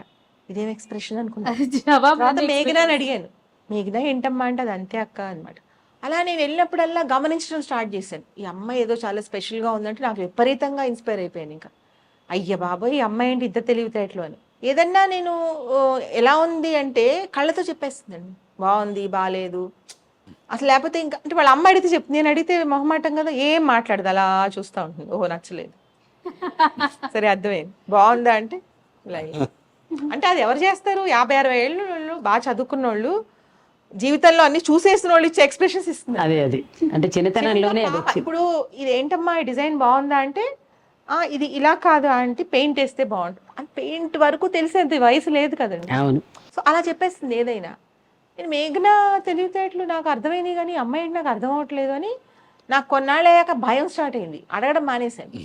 దేనికి ఏ ఎక్స్ప్రెషన్ ఇస్తుందో అడగడం మానేస్తే బెటర్ అని. కానీ అడగకపోయినా ఒక ఎక్స్ప్రెషన్ ఇచ్చేసి వెళ్తుంది అక్కడి నుంచి. సో చాలా అద్వితి నాకు ఏదో నాకు నేర్పించేస్తున్న ఫీలింగ్ వచ్చింది. ఇలా ఉండాలా అందరిలో ఉన్న దాని నుంచి తీసుకోవడం కూడా వచ్చింది. సో ఇప్పుడు మేఘనా గలగలలాడుతూ ఉంటుంది, పిల్లలిద్దరూ సైలెంట్ ఉంటారు. ఏదో రివర్స్ ఉండాలి కదా, వినేవాళ్ళు మాట్లాడే వాళ్ళు ఉండాలి కదా, అందరూ మాట్లాడే వాళ్ళైతే కష్టం. వాళ్ళు ఏమనుకుంటున్నారు, వాళ్ళ బాడీ లాంగ్వేజ్ ఎలా ఉంటుందంటే వాళ్ళు ఏమనుకుంటున్నారో అర్థం అవుతుంది. అలా నాకు కాకపోతే ఏంటంటే పాటలో అద్వితి పేరు మెన్షన్ చేయడం అప్రస్తుతం అనిపించింది నాకు నిజంగా. లేదు లేదు చాలా ప్రస్తుతం అమ్మా. ఎందుకు చెప్పనా, అవతల వాళ్ళని బాధ పెట్టకూడదు కానీ మన అభిప్రాయం తెలియాలి. అది వైజయంతి గారు ఏమంటారు, ఆవిడ ఏమంటారు, ఎవరిష్టం వాళ్ళదండి, ఊరికే అడుగుతున్నాను అంతే అంటారు. అవతల వాళ్ళు బాధ సగం తగ్గిపోతుంది కదండి. అద్వితి కళ్ళల్లో ఎక్స్ప్రెషన్ నాకు చాలా ఉపయోగపడింది. మీరు అదే ఆ మాట అన్నందుకే రాశా. ఆన్సర్ ఏం చెప్పదని తెలుసు, నా వంక చూడదని కూడా తెలుసు, కానీ నాకు ఆ బాడీ లాంగ్వేజ్ ఏదో దొరికేది. అది మీకు ఏది కావాలో అది తీసుకున్నారు. అది అదే నాకు ఉండాల్సిందే అనేసి. నా లైఫ్లో ఇంపార్టెంట్ వాళ్ళండి వీళ్ళందరూ, చాలా ఇంపార్టెంట్. ఇప్పుడు నేను ఏం చేశానంటే ఒక 2 ఏళ్ళ నుంచి స్పీడ్ అయిపోయింది. అంతకుముందు స్లోగా ఏదో ఆలోచిస్తా అయోమయంలో ఉండేదాన్ని, ఇప్పుడు కొంచెం స్పీడప్ చేశాను. అయోమయం అనేదానికి అనుకోకర్లే, మీరు గ్రేట్. కొత్తగా ఏం నేర్చుకున్నానంటే స్పీడ్ గా ఉండాలని అది నేర్చుకున్నాను. అంతకుముందు కొంచెం స్లో స్పీడ్. మనకి లిటరేచర్ లో ఒకటి కాశీఖండం అని ఒక పుస్తకం శ్రీనాథుడు రాసింది. అది అర్థం చేసుకోవడం కష్టం అని కాశీఖండం అయ్యపిండం అంటారు దాన్ని. అంటే ఉక్కు పిండం లాంటిది. అలాగే మీరు కూడా ఉక్కు అనుకోండి, అంతే. ఉక్కు అయోమయం అంటే యాక్చువల్గా ఉక్కు అండి, అంతే. అయ్యహ అంటే మెటల్, అదే కదలకుండా పడి ఉంటుంది అన్నమాట. అయోమయ 2 రకాలుగా అనుకోవచ్చు. అది మనం చెప్పేది అర్థం చేసుకోవడం కష్టం అనొచ్చు, కదలకుండా అనుకోవచ్చు. ఇక్కడ ఇంకొక పాయింట్ ఏంటంటే వైజయంతి గారు, ఎవరైతే నా పక్కన ఇప్పుడు మనందరూ దెబ్బలాడా, నేను రత్నతో అదేంటి నువ్వు నేను చదువుకో నేను కూర్చోబెట్టి నేర్పిస్తాను, నాకు ఎప్పుడు ఆఫర్ ఎందుకు ఇవ్వలేదు, నువ్వు ఫ్రెండ్వి కదా, ఒకసారి నువ్వు ఇంత చదువుతున్నావు నీకు మార్క్స్ ఎందుకు రావట్లేదు అని నువ్వు అడగాలి కదా నన్ను అంటే, ఏమో మరి నాకు అప్పుడు అలా ఏం జరిగిందో గుర్తు రావట్లేదు, ఏదో నసిగింది. మీరు చెప్పాక ఏమర్థమైందంటే ఇలా మయ్యాన్ని ఎక్కడ కదుపుతానో వదిలేసి ఉంటుంది ఇనుముని. అట్లా అనుకోవద్దు, థింక్ పాజిటివ్ అంతే, నెగిటివ్ అనుకోవద్దు. అలాగా నేను కోటితో కూడా అన్నాను, మా అమ్మతో అన్నాను, అమ్మ ఎందుకు మా ఇంత కష్టపడి చదువుతోంది కదా, నువ్వు చదువు ఎందుకు రావట్లేదు, ఏంటి ప్రాబ్లం అని. ఇప్పుడు అయితే ఎతుకుతాం కదా, నాకు చదువు ఇష్టం లేకపోవడం ఏం కాదు, చదువుకోవాలి అని ఉండేది, అస్తమానం చదువుతూ ఉండేదని, కానీ ఎప్పుడు మార్క్స్ వచ్చేవి కాదు. మార్క్స్ క్రైటీరియా కాదు అసలు. అదేంటి నువ్వు చదువుతూనే ఎప్పుడు చూసినా చదువుతూనే ఉంటావు, మార్క్స్ రావేంటి అని అడిగేవారు. ఎందుకు రావట్లేదు అని ఎవరు కాన్సన్ట్రేట్ చేయలేదు. అంటే మీరు చెప్పాక అర్థమైంది ఇనుము కదలదు. అక్క ఇక్కడ ఇంకో మాట్లాడగల యాక్చువల్ గా అక్కడే ఆగిపోతుంటారు. చాదస్తమే లేని అమ్మ అత్తమ్మ, అక్కా చెల్లెల ప్రేమ సహకారం, సక్సెస్ఫుల్ గా లీడ్ చేస్తూ గైడ్ చేస్తూ విజయజానికి లీడ్ చేస్తుంది. ఆ లైన్ ఉంది కదా, అయితే దానికి మీరు నాకు ఇచ్చిన ఇన్పుట్ ఏంటి, చాదస్తం లేని అమ్మ అత్తమ్మ అన్నది మెన్షన్ చేయను పాటలో, అక్కా చెల్లెళ్ళ గురించి మెన్షన్ చేయాలి అని అన్నారు. సో అది ఎందుకంటేనమ్మా కష్టం వస్తే వాళ్ళు ముగ్గురు వచ్చేసేవారు.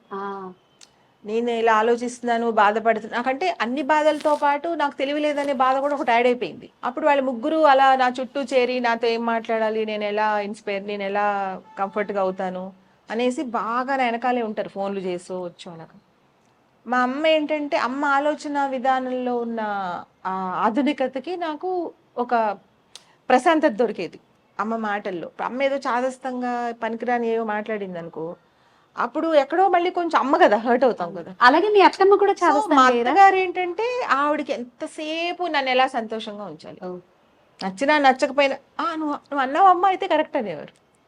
కాదత్తయ్య మీరు ఒకసారి ఆలోచించండి అంటే, ఏమో నువ్వు చెప్తే కరెక్టేలే అని ఇంకా 24 గంటలు నువ్వు తిను నువ్వు పడుకో. ఇంకా ఒకవేళ పొరపాటున సుబ్బరాజు గారు ఏమన్నా ఉంటే పగ పట్టేసేవారు ఆయన మీద. పగ అంటే ఇప్పుడు కూతురు అల్లుడు టైప్లో అనమాట. నా కూతుర్ని ఇలా అనేసాడు అన్నంత కోపంగా కసిగా ఆయన వంక చూస్తూ ఉండేవారు. అసలు ఇవిడికి అర్థమవుతుందా లేదా, ఎందుకు ఇలా పెట్టుకున్నారు అంటే, నేను ఏమన్నా అన్నాడా చెప్పు, నేను పిలిచి ఏమన్నా అన్నావంటే నన్ను చంపేసినట్టే. ఇంకా పెద్ద పెద్ద వార్నింగ్లు ఇచ్చేసేవాళ్ళు. సో ఆవిడకి నా మీద అంత ప్రేమ, నేను చెప్తూ ఉంటే అర్థం చేసుకోవడం, అవన్నీ నాకు లైఫ్లో చాలా సహకరించినాయి. అంటే నాకు ఒక మనశ్శాంతి ఇచ్చి కరెక్ట్. అది అర్థం చేసుకునే వాళ్ళు ఆ చుట్టూ ఉన్నారనే ఫీలింగ్ ఒకటి స్టార్ట్ అయింది. నేను చెప్పేది అవతల వాళ్ళకి అర్థం అవుతున్నప్పుడు మనకు ఒక సంతోషం వస్తుంది కదా. అది కావాలి, అసలు అది వినేవాళ్ళు కావాలి ఫస్ట్. ఆవిడకి ఏం అర్థం అవ్వదు, ఇంగ్లీష్ రాదు, పల్లెటూరు. ఇప్పుడు టీవీ చూస్తూ రాము ఏమైనా రాము చెప్పాడు కదా పెళ్లి చేసుకోవద్దని, అవును చేసుకోకండి అండి. అవును చేసుకోకండి బానేయండి అనేవారు. అలా ఆ టైప్లో అనమాట. అయితే ఇంకా కొంతమందికి వచ్చిన ఓ ధర్మ సందేహం ఏంటంటే, ఇది ప్రేక్షకుల తరపున అనుకోవచ్చు మీరు, ఇక్కడ అద్వితి పేరు వచ్చింది, బుడదాని పేరు, ఇంకా చాలా చాలా పేర్లు ప్రస్తావింపబడ్డాయి కదా, సుబ్బరాజు గారి పేరు ఎందుకు రాలేదు అని అడిగారు నన్ను కొంతమంది. కానీ మ్యారిటల్ లైఫ్ అంటే సుబ్బరాజు గారు అంటేనమ్మా మ్యారిటైల్ లైఫ్ లో తను హ్యాపీ అని చెప్పేసాం కదా. సుబ్బరాజు గారే కదా ఇంకా. సో ఇండైరెక్ట్ గా అంటే రెండోది కూడా చెప్పొచ్చు, అర్ధనారీశ్వర తత్వం చెప్పినప్పుడు ఒకళ్ళ బిజీజం అంటే అందులో సుబ్బరాజు గారు ఉన్నట్టే లెక్క. సాధారణంగా పెళ్ళొద్దు అంటే అక్కడ ఇంట్లో సఫర్ అయితేనే కదా అంటారు. నేను చెప్పేది ఎందుకనే అంటున్నా, ఇద్దరు ఒకటే కాబట్టి మీ పేరు చెప్తే ఆయన పేరు చెప్పినట్టే లెక్క అది. అంటే పెళ్లిలో నేను హ్యాపీ అని నేను చెప్తున్నాను. అదే మరి అందుకని పెళ్లి వల్ల వచ్చిన ప్రాబ్లమ్స్ ఏం నాకు లేవు. వాళ్ళు నన్ను ముద్దుగా మనవరాల్లో చూసుకునేవారు, కానీ పెళ్లి ఇష్టం లేదు. అంటే వాళ్ళు అంటే ఎలా అంటే ఇప్పుడు వాళ్ళిద్దరు నాకు అమ్మమ్మ తాతయ్య లాగా అంత ప్రేమగా చూసేవారు కదా. సో వాళ్ళు లేకపోవడం అనే బాధ నేను భరించలేకపోతాను ఒకసారి. అది ఉంటుంది న్యాచురల్. అంటే ఉన్నప్పుడు తెలియలేదు కానీ వాళ్ళు లేనప్పుడు ఇంకా అంత ప్రేమ. ఎవరు అస్తమానం నువ్వు భోంచేయి నువ్వు పడుకో, ఎలా ఉండేదంటే నేను పడుకున్నాక ఆయన ఆ వాకర్ వేసుకుని నడవలేకపోయినా వచ్చేసి ఆ కట్టెనేసేసి దుప్పటి కప్పుకో, ఫ్యాన్ తీసి అటు తిరుగు, ఇలా నువ్వు ఆ తలాట పెట్టుకోకూడదు మంచి అన్ని చెప్పేసి అస్తమానం ఆ దృష్టిలో ఉండేవారు. కరెక్ట్ అండి. కొన్ని ప్రేమలు ఎలా దొరుకుతాయి. ఎగ్జాంపుల్ చెప్పాలంటే మా ఇప్పుడు కూర ఉందనుకోండి, మటన్ కూర, అది ముక్కలన్నీ ఏరేసి నాకు వేసేసేవారు. ఓకే, ముక్కలన్నీ ఏరేసి నాకు వేసేసి, నా పళ్ళమ్మ ఈ మధ్యన నా పళ్ళు తినేవట్లేదు, అలా నాకు ఇష్టం అని. అలా అంటే అలాంటి ప్రేమలు మనకి ఎలా దొరకవు. ఇప్పుడు మనం ఎన్ని కేజీలు మటన్ తిన్నా అలా వేసిందా, అది ప్రేమతో నిండిన భోజనం కదా ఆ భోజనం అలా అనమాట. అలాంటివి చాలా ఉన్నాయి ఆవిడతోటి. ఇంకా ఆవిడ పోయే ముందు ఆవిడకి అసలు తెలియలేదు, ఎవరెవరో కూడా అర్థమయ్యేది కాదు. నన్ను ఒక్కదాన్నే గుర్తుపెట్టేవారు, అది నేను నన్ను అస్సలు ఒక్క నిమిషం వదిలేవారు కాదు. సో అలాంటి ప్రేమ చూసి చిన్న కరెక్షన్ ఏంటంటే, ఆవిడ ఒక్క నిమిషం వదలడం కాదు, ఈవిడ ఒక్క నిమిషం వదలలేదు, పరస్పరం. నాకు ఎలా ఉండేదంటే ఏదో మనవరాలు చంటి పిల్లోడిని ఇంట్లో వదిలేసి వెళ్ళిన ఫీలింగ్ వచ్చేది బయటకి. ఆవిడ లాస్ట్ డేస్ లో ఫుడ్ తినకపోతే ఉగ్గుతో పోసారు, ఉగ్గు గిన్నె తీసుకు. సో అలాంటివి కొన్ని ప్రేమలు అలా దొరకవు కదా. అలా నా మొహంలోకి నా కళ్ళల్లోకి చూస్తూ ఉండేవారు. నువ్వు ఇక్కడి నుంచి వెళ్ళావంటే నేను చచ్చిపోతాను, ఇక్కడే ఉండు అంటానే ఉండేవారు. అంటే కొడుకు ఇప్పుడు 3 పిల్లలు, ఆ 3 పిల్లల్ని అడిగేవారు కాదు, నన్నే అడిగేవారు. అసలు నువ్వు ఉంటే చాలు, నాకు ఇంకెవ్వరు లేకపోయినా పర్వాలేదు అలా. అందుకని ఏంటంటే నాకు ఏమనిపిస్తుంది అంటే అలాంటి ప్రేమ అలా దొరకదు కదా మళ్ళీ, అంటే జెన్యూన్ లవ్ అని. అదే సో లేకపోతే తలుచుకోం కదా, వదిలేస్తాం. అంటే ఇప్పుడు ఆవిడ ఎక్కడికి వెళ్ళిపోయావు, నన్ను ఎందుకు పట్టించుకోవట్లేదు, నాకు ఇదే ఇలా ఉండేవేంటి, రకరకాలుగా ఉంటాయి కదా. పెద్దోళ్ళు అయిపోయాక వాళ్ళకి తిక్కపేచీలు వస్తాయి కొంచెం, తెలియకుండా వస్తాయి. అది ఏం చేసేవారంటే నా మీద ఏమన్నా వచ్చినా వేరే వాళ్ళ మీద చూపించేవారు, నా మీద చూపించేవారు కానీ అలా ఉండేవారు అనమాట. సో అందుకనే అత్త అమ్మ అని చెప్పాను అనమాట. మా అమ్మ ఒకవేళ ఆధునికంగా ఆలోచించకుండా పూర్వంలాగా ఆలోచించి ఆ భావాలు ఏమైనా నా మీద పెడితే ఒకవేళ నాకు కూడా అది రావచ్చు కదండి. న్యాచురల్. అది ప్రజెంట్ ట్రెండ్కి అనుగుణంగా ఇచ్చిన ట్యూన్స్ను నచ్చే విధంగా అభిషేక్ శరణ్ ట్రెండీ మ్యూజిషియన్, మ్యూజిక్తో చేసిన గిమ్మిక్కులు. అభిషేక్ అంటే మేఘనా కొడుకండి, తను మ్యూజిక్ అద్భుతంగా చేస్తాడు. మీకు ఆ పాట కూడా పంపిస్తాను నేను. చాలా మంచి వాయిస్, చాలా బాగా పాడతాడు. ఇంకా అభిషేక్ కూడా సేమ్ మన అద్వితిలాగా అంత మాట్లాడు. అంటే ఇప్పుడు మనం ఇక్కడ కూర్చున్నాం అనుకోండి, అలా ఇక్కడి నుంచి పక్కకి వెళ్ళిపోతూ కళ్ళతో ఒకసారి పలకరించి వెళ్ళిపోతాడు. పలకరించి తెలిసిపోతుంది హలో అన్న స్మైల్, ఓ చిన్న స్మైల్. అంటే ఆ పూర్తి స్మైల్ కూడా ఉండదు, చిన్న స్మైల్ అలా చూసేసి వెళ్ళిపోతాడు. సో నాకు తెలియకుండానే అట్రాక్ట్ అయిపోయాను అభిషేక్తో మాట్లాడాలి, ఎవరైనా మాట్లాడాలి. నాకు అప్పటికి ఇంకా తను మ్యూజిక్ చేస్తాడని కూడా తెలియదు, అవును. కానీ చాలా అట్రాక్ట్ అయ్యేదాన్ని, మాట్లాడాలనిపించేది ఎప్పుడు చూసినా. సో నెమ్మదిగా అది నేను మేఘనాన్ని కూడా అడగలేదు, నేనే డైరెక్ట్గా అభిషేక్ ఒకసారి రామ్మా అని ఫోన్ చేశాను ఒకరోజు. అవును. ఫోన్ చేస్తే వచ్చాడు. అంతకుముందే నేను ఏదో పాట వినిపించింది ఇలా చేశాడు అని. వస్తే నేను అన్నాను, అభిషేక్ నీకు ఇంట్రెస్ట్ ఉంటేనేనమ్మా, బలవంతంగా కాదు. ఆ మధ్యలో నాకు ఇప్పుడు అమ్మని అడిగాను అనుకో, అమ్మ ఏమనుకుంటుంది, అయ్యో అక్క అడిగారు కదా ఇప్పుడు అభిషేక్ కాదంటే ఎలాగా, నేను ఏం చెప్పి పంపించాలి, ఇవన్నీ ఉంటాయి కదా. అందుకే నేనే డైరెక్ట్గా ఫోన్ చేశాను, నీకు అభ్యంతరం అయితే వద్దు, నీకు ఇష్టమైతేనే చెయ్యి, నువ్వు చెయ్యమ్మా మ్యూజిక్ అంటే. అద్భుతంగా లోగో మ్యూజిక్ చేసి ఇచ్చాడు. ఆ ప్రొసీజర్లో ఏమైందంటే మేము బాగా మాట్లాడుకున్నాం ఇద్దరం కూర్చుని, అభిప్రాయాలు మాటలు, చాలా క్లాసీగా ఉంటాడు, చాలా మంచి అభిప్రాయాలు ఉంటాయి, అనవసరపు గొప్పలు ఉండవు, ఉన్నది ఉన్నట్టు మాట్లాడతాడు, మంచి మంచి ఐడియాస్ ఉంటాయి. అవన్నీ చూసి నాకు అంటే ఈ మధ్యకాలంలో నేను ఎవరికో పేరు పెట్టాలని కాదు కానీ పిల్లలు అలా లేరు. అవును కరెక్ట్, అంత స్పెషల్ గా చెప్తున్నావు అంటే పిల్లలతోటి నేను చాలా మంది పిల్లల్ని చూసి, మా ఇంట్లో పిల్లలైనా చాలా ఒకలాగా తయారయ్యారు. పలకరిస్తే మాట్లాడరు, రూమ్ లోంచి బయటికి రావు. అలా అని మనం వాళ్ళు ఇప్పుడు మీరు అన్నారు కదా ఎవరిష్టం వాళ్ళదని, వాళ్ళనేం అనలేము. ఒక ఫోన్ నెంబర్ అడిగినా చెప్పరు, పెన్ను కావాలన్నా ఆన్లైన్లో ఆర్డర్ ఇచ్చి తెప్పించేసుకుంటారు, పక్కన సూపర్ మార్కెట్ కింద ఉన్న వెళ్ళరు. ఇవన్నీ చూసి కొంచెం ఒకలాంటి, అంటే ఎందుకు అలా ఎవరిష్టం వాళ్ళదని వదిలేయచ్చు, కానీ అప్పుడప్పుడు కొంచెం మరీ పలకరించకపోవడం అనేది ఒకలాగంటి. సో అలాంటి వాతావరణంలో చుట్టూ చూసేసి వీళ్ళందరినీ చూడడం, వీళ్ళందరితో ఉండడం నాకు చాలా హ్యాపీగా అయిపోయింది. అంతే కదా, మన మనసుకి నచ్చిన వాళ్ళు ఉంటారు.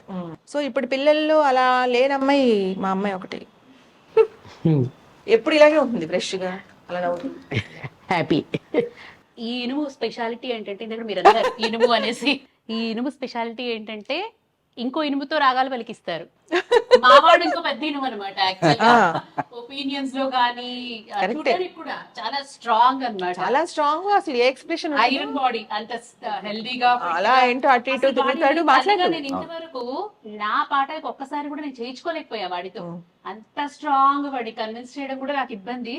అక్క ఎప్పుడు పిలిచారో తెలియదు, నేనే పిలిచా, నెంబర్ తీసుకో. నెంబర్ కూడా నేను అబ్బి ఏదో ఆ టికెట్స్ కోసం ఎప్పుడో మాట్లాడుకున్నప్పుడు నేను నెంబరే, నేను కావాలని మేఘనాన్ని ఇన్వాల్వ్ చేయలేదు. అమ్మలకి అవి ఇబ్బందిగా ఉంటుంది, వాడు అవునంటాడో కాదంటాడో, అక్కకి ఏం చెప్పాలి, ఇవన్నీ డైరెక్ట్ గా చెప్పేసాను, అభి నీకు ఇంట్రెస్ట్ ఉంటేనే, లేకపోయినా నేను ఏమి అనుకోనమ్మా అంటే, లేదా అంటే నేను అక్కడ మేము ఇద్దరం కూర్చుని మాట్లాడుకున్నప్పుడు కనెక్ట్ అయిపోయాం ఇద్దరం. ఇనుము ఇనుముని అట్రాక్ట్ చేసి, అదేదో పాట ఉంది కదా, ఇనుములో ఒక హృదయం, రోబో. అలాగా అది ఎక్కడో కొంతమందికి అలా కనెక్ట్ అవుతాం. ఎలా అవుతాం అంటే వాళ్ళు మాట్లాడిపోయినా పర్లేదు, వాళ్ళు ఉంటే చాలు. కాదు, మీరు తెలియకుండానే మీ పేరు మంచి పేరు పెట్టుకున్నారు. అదే అంటున్నారు కానీ మీరు ఎంత నాకు చాలా సాటిస్ఫాక్షన్ యాక్చువల్ గా. కానీ మేఘనా వాయిస్ లో అయోమయంలో పలకలేదండి, అదేదో మంచిదే అన్నట్టు పలికి అలా వచ్చి ఆవిడ తెలియకుండా పలికారు. అయోమయం అని క్యూట్ గా ఉంది. నరేంద్ర అని తిట్టు అంటే పొగిడినట్టు ఉంది అది. సో అక్కడ నేను సాటిస్ఫైడ్ కాదు మేఘనా. అవునా అక్క, యజ్ఞమే అన్నా కదా అక్క, యజ్ఞం మంచిదే కదమ్మా, నరేంద్ర చరితో యజ్ఞం చేశారు, యజ్ఞం మంచిదే కదా అన్నాను, 11 ఏళ్ళ యజ్ఞం. Next fashion designing and make over లో ప్రణతి కాంట్రిబ్యూషన్ కమెండబుల్. పిట్ట కొంచెం కూతగలం, తన టాలెంట్ నెక్స్ట్ లెవెల్. ప్రణతి అంటే తనే అండి, సుబ్రాజ్ గారికి చెల్లెలు కూతురు. సో నాకు చిన్నప్పటి నుంచి తెలుసు, నాకు తెలియని కొత్త అమ్మాయి ఏం కాదు, కానీ ఇంత తెలిసిన అమ్మాయి నేను చిన్నప్పటి నుంచి చూసి పట్టుకోలేకపోయానంటే నాకు నేనే ఆశ్చర్యపోయాను. అంటే దేనికైనా ఒక టైం అంటూ ఉంటుంది కదా, అది రావాలి. ఎవరు రికమెండేషన్లు ఏం లేవండి, నాకు తనే కష్టపడి చదువుకుని. ఇప్పుడు మా ఇంట్లో ఫ్యాషన్ డిజైనింగ్ అంత మా అత్తగారి ఇంట్లో ఎవరు ఒప్పుకోరు, అంత ఈజీ కాదు అది ఒప్పించడం. కానీ వాళ్ళ అమ్మని ఒప్పించి వచ్చి బయటకు వచ్చి కష్టపడి ఒక్కతే ఉండి కష్టపడి పనిచేసి, అంటే జనరల్గా ఆ ఏజ్లో ఆడపిల్లలకు ఉండే ఏ అట్రాక్షన్స్ ఉండవు, డ్రెస్సులు వేసుకుందాం, బయట తిరుగుదాం, రెస్టారెంట్కి వెళ్ళి తినొద్దాం, ఏం ఉండదు. పని చేసి వాళ్ళ అమ్మని చూసుకుంటుంది, గంటకి ఫోన్ చేస్తుంది, ఇంకా నా వెనకాల తిరిగి నాకు అన్ని హెల్ప్ చేస్తుంది, అలసిపోదు. తెల్లవారుజామునైనా మధ్యాహ్నం ఎప్పుడైనా అదే గెటప్లో ఉంటుంది. వర్క్ మీద ఇంట్రెస్ట్ అలా జస్ట్ ఒక్కసారి ఏదో రాముకు చెప్పాను ఇలా అని, నేను మాట్లాడుతున్నప్పుడే రాము క్యాచ్ చేస్తాడు, అమ్మాయిల విషయం ఉందని పిలిచేస్తాడు. చాలా బాగా చేసిందండి. ఇప్పుడు నెక్స్ట్ శారీ సినిమా వస్తుందిగా, అందులో మన ఆరాధ్యకి శారీస్ 2 పాటలు చేసిందండి, చాలా అద్భుతంగా చేసింది. exceptionally talented director, father and mother of Indian cinema, trendsetter, philosopher, visionary, filmmaker, maverick storyteller, cinematic genius, pioneering author, సకల కుల గుణ సంపన్నుడైన సకల కళ గుణ సంపన్నుడైన రామ్ గోపాల్ వర్మకి స్వయాన సిబ్లింగ్ ఏ అయినా తనకంటూ ఉందో విజన్, తన ఇజం విజయిజం. ఇన్ని క్వాలిటీస్ ఉన్న రామ్ గోపాల్ వర్మ గారికి చెల్లెలే అయినా కూడా తనకంటే మళ్ళీ ప్రత్యేకమైన విజన్ ఉంది. అంటే ఇన్స్పిరేషన్ వచ్చి రామోయిజమే అయినా తన విజన్ మటుకు వేరు, తన ఇజం వేరు. నేను రాము దగ్గర నుంచి తీసుకున్న ఇన్స్పిరేషన్ ఏంటంటే ఎవరిజం వాళ్ళకు ఉండాలనేది ఒకటి. తర్వాత ఏదైనా ఇప్పుడు నాకు రాదు అని వదిలేయకూడదు అని నేను ఇప్పటికి ఒక 50 ఏళ్ళ తర్వాత నేర్చుకున్నాను. దేనికైనా ఒక రోజు రావాలంటారు కదా, రోజు రావాలి. అది అంటే రాదు రాదు అనుకుంటే ఇంకా రాదనుకుంటే ఎప్పటికి రాదు, ఇప్పటికైనా వచ్చింది కదా అని సంతోషపడాలి. ప్రణతి ఇంట్లో ఫ్యాషన్ డిజైనింగ్ అంటే మా అమ్మ ఒప్పుకోదు, అనవసరం మనం చెప్పినా అని అనుకుంది అనుకోండి, ఈ రోజు మరి ఇంత సక్సెస్ లో ఉంటదిగా. అవును, వాళ్ళ అమ్మను ఒప్పించుకుంది. అంటే ఎన్ని రకాలుగా సక్సెస్ అంటే ప్రణతి ఫస్ట్ వాళ్ళ అమ్మను ఒప్పించడం, వాళ్ళ అమ్మ ఒప్పుకోదు. వాళ్ళ అమ్మ ఏమంటుంది, నువ్వు చదివి అయిపోయింది కదా నీకు పెళ్లి చేస్తాను అంటుంది. అంటే రెగ్యులర్ ప్రాసెస్ కాదు, నేను కొన్ని రోజులు నేను చేస్తాను, డిజైనింగ్ చేస్తాను, ఒప్పించుకుని వచ్చింది. వచ్చినందుకు 100% 1 year లో ప్రూవ్ చేసేసుకుంది దాని ఏంటి అనేది అన్ని రకాలుగా. సో అందుకనే ఇప్పుడు మేఘనా, అది నేనేదో మేఘనా కూడా ప్రణతి అంతగా తెలియదు, నేను కొంచెం కొంచెం చెప్పడమే, కానీ పిట్ట కొంచెం కూతగానం అని రాసేసింది. తొందరగా క్యాచ్ చేశారు అది.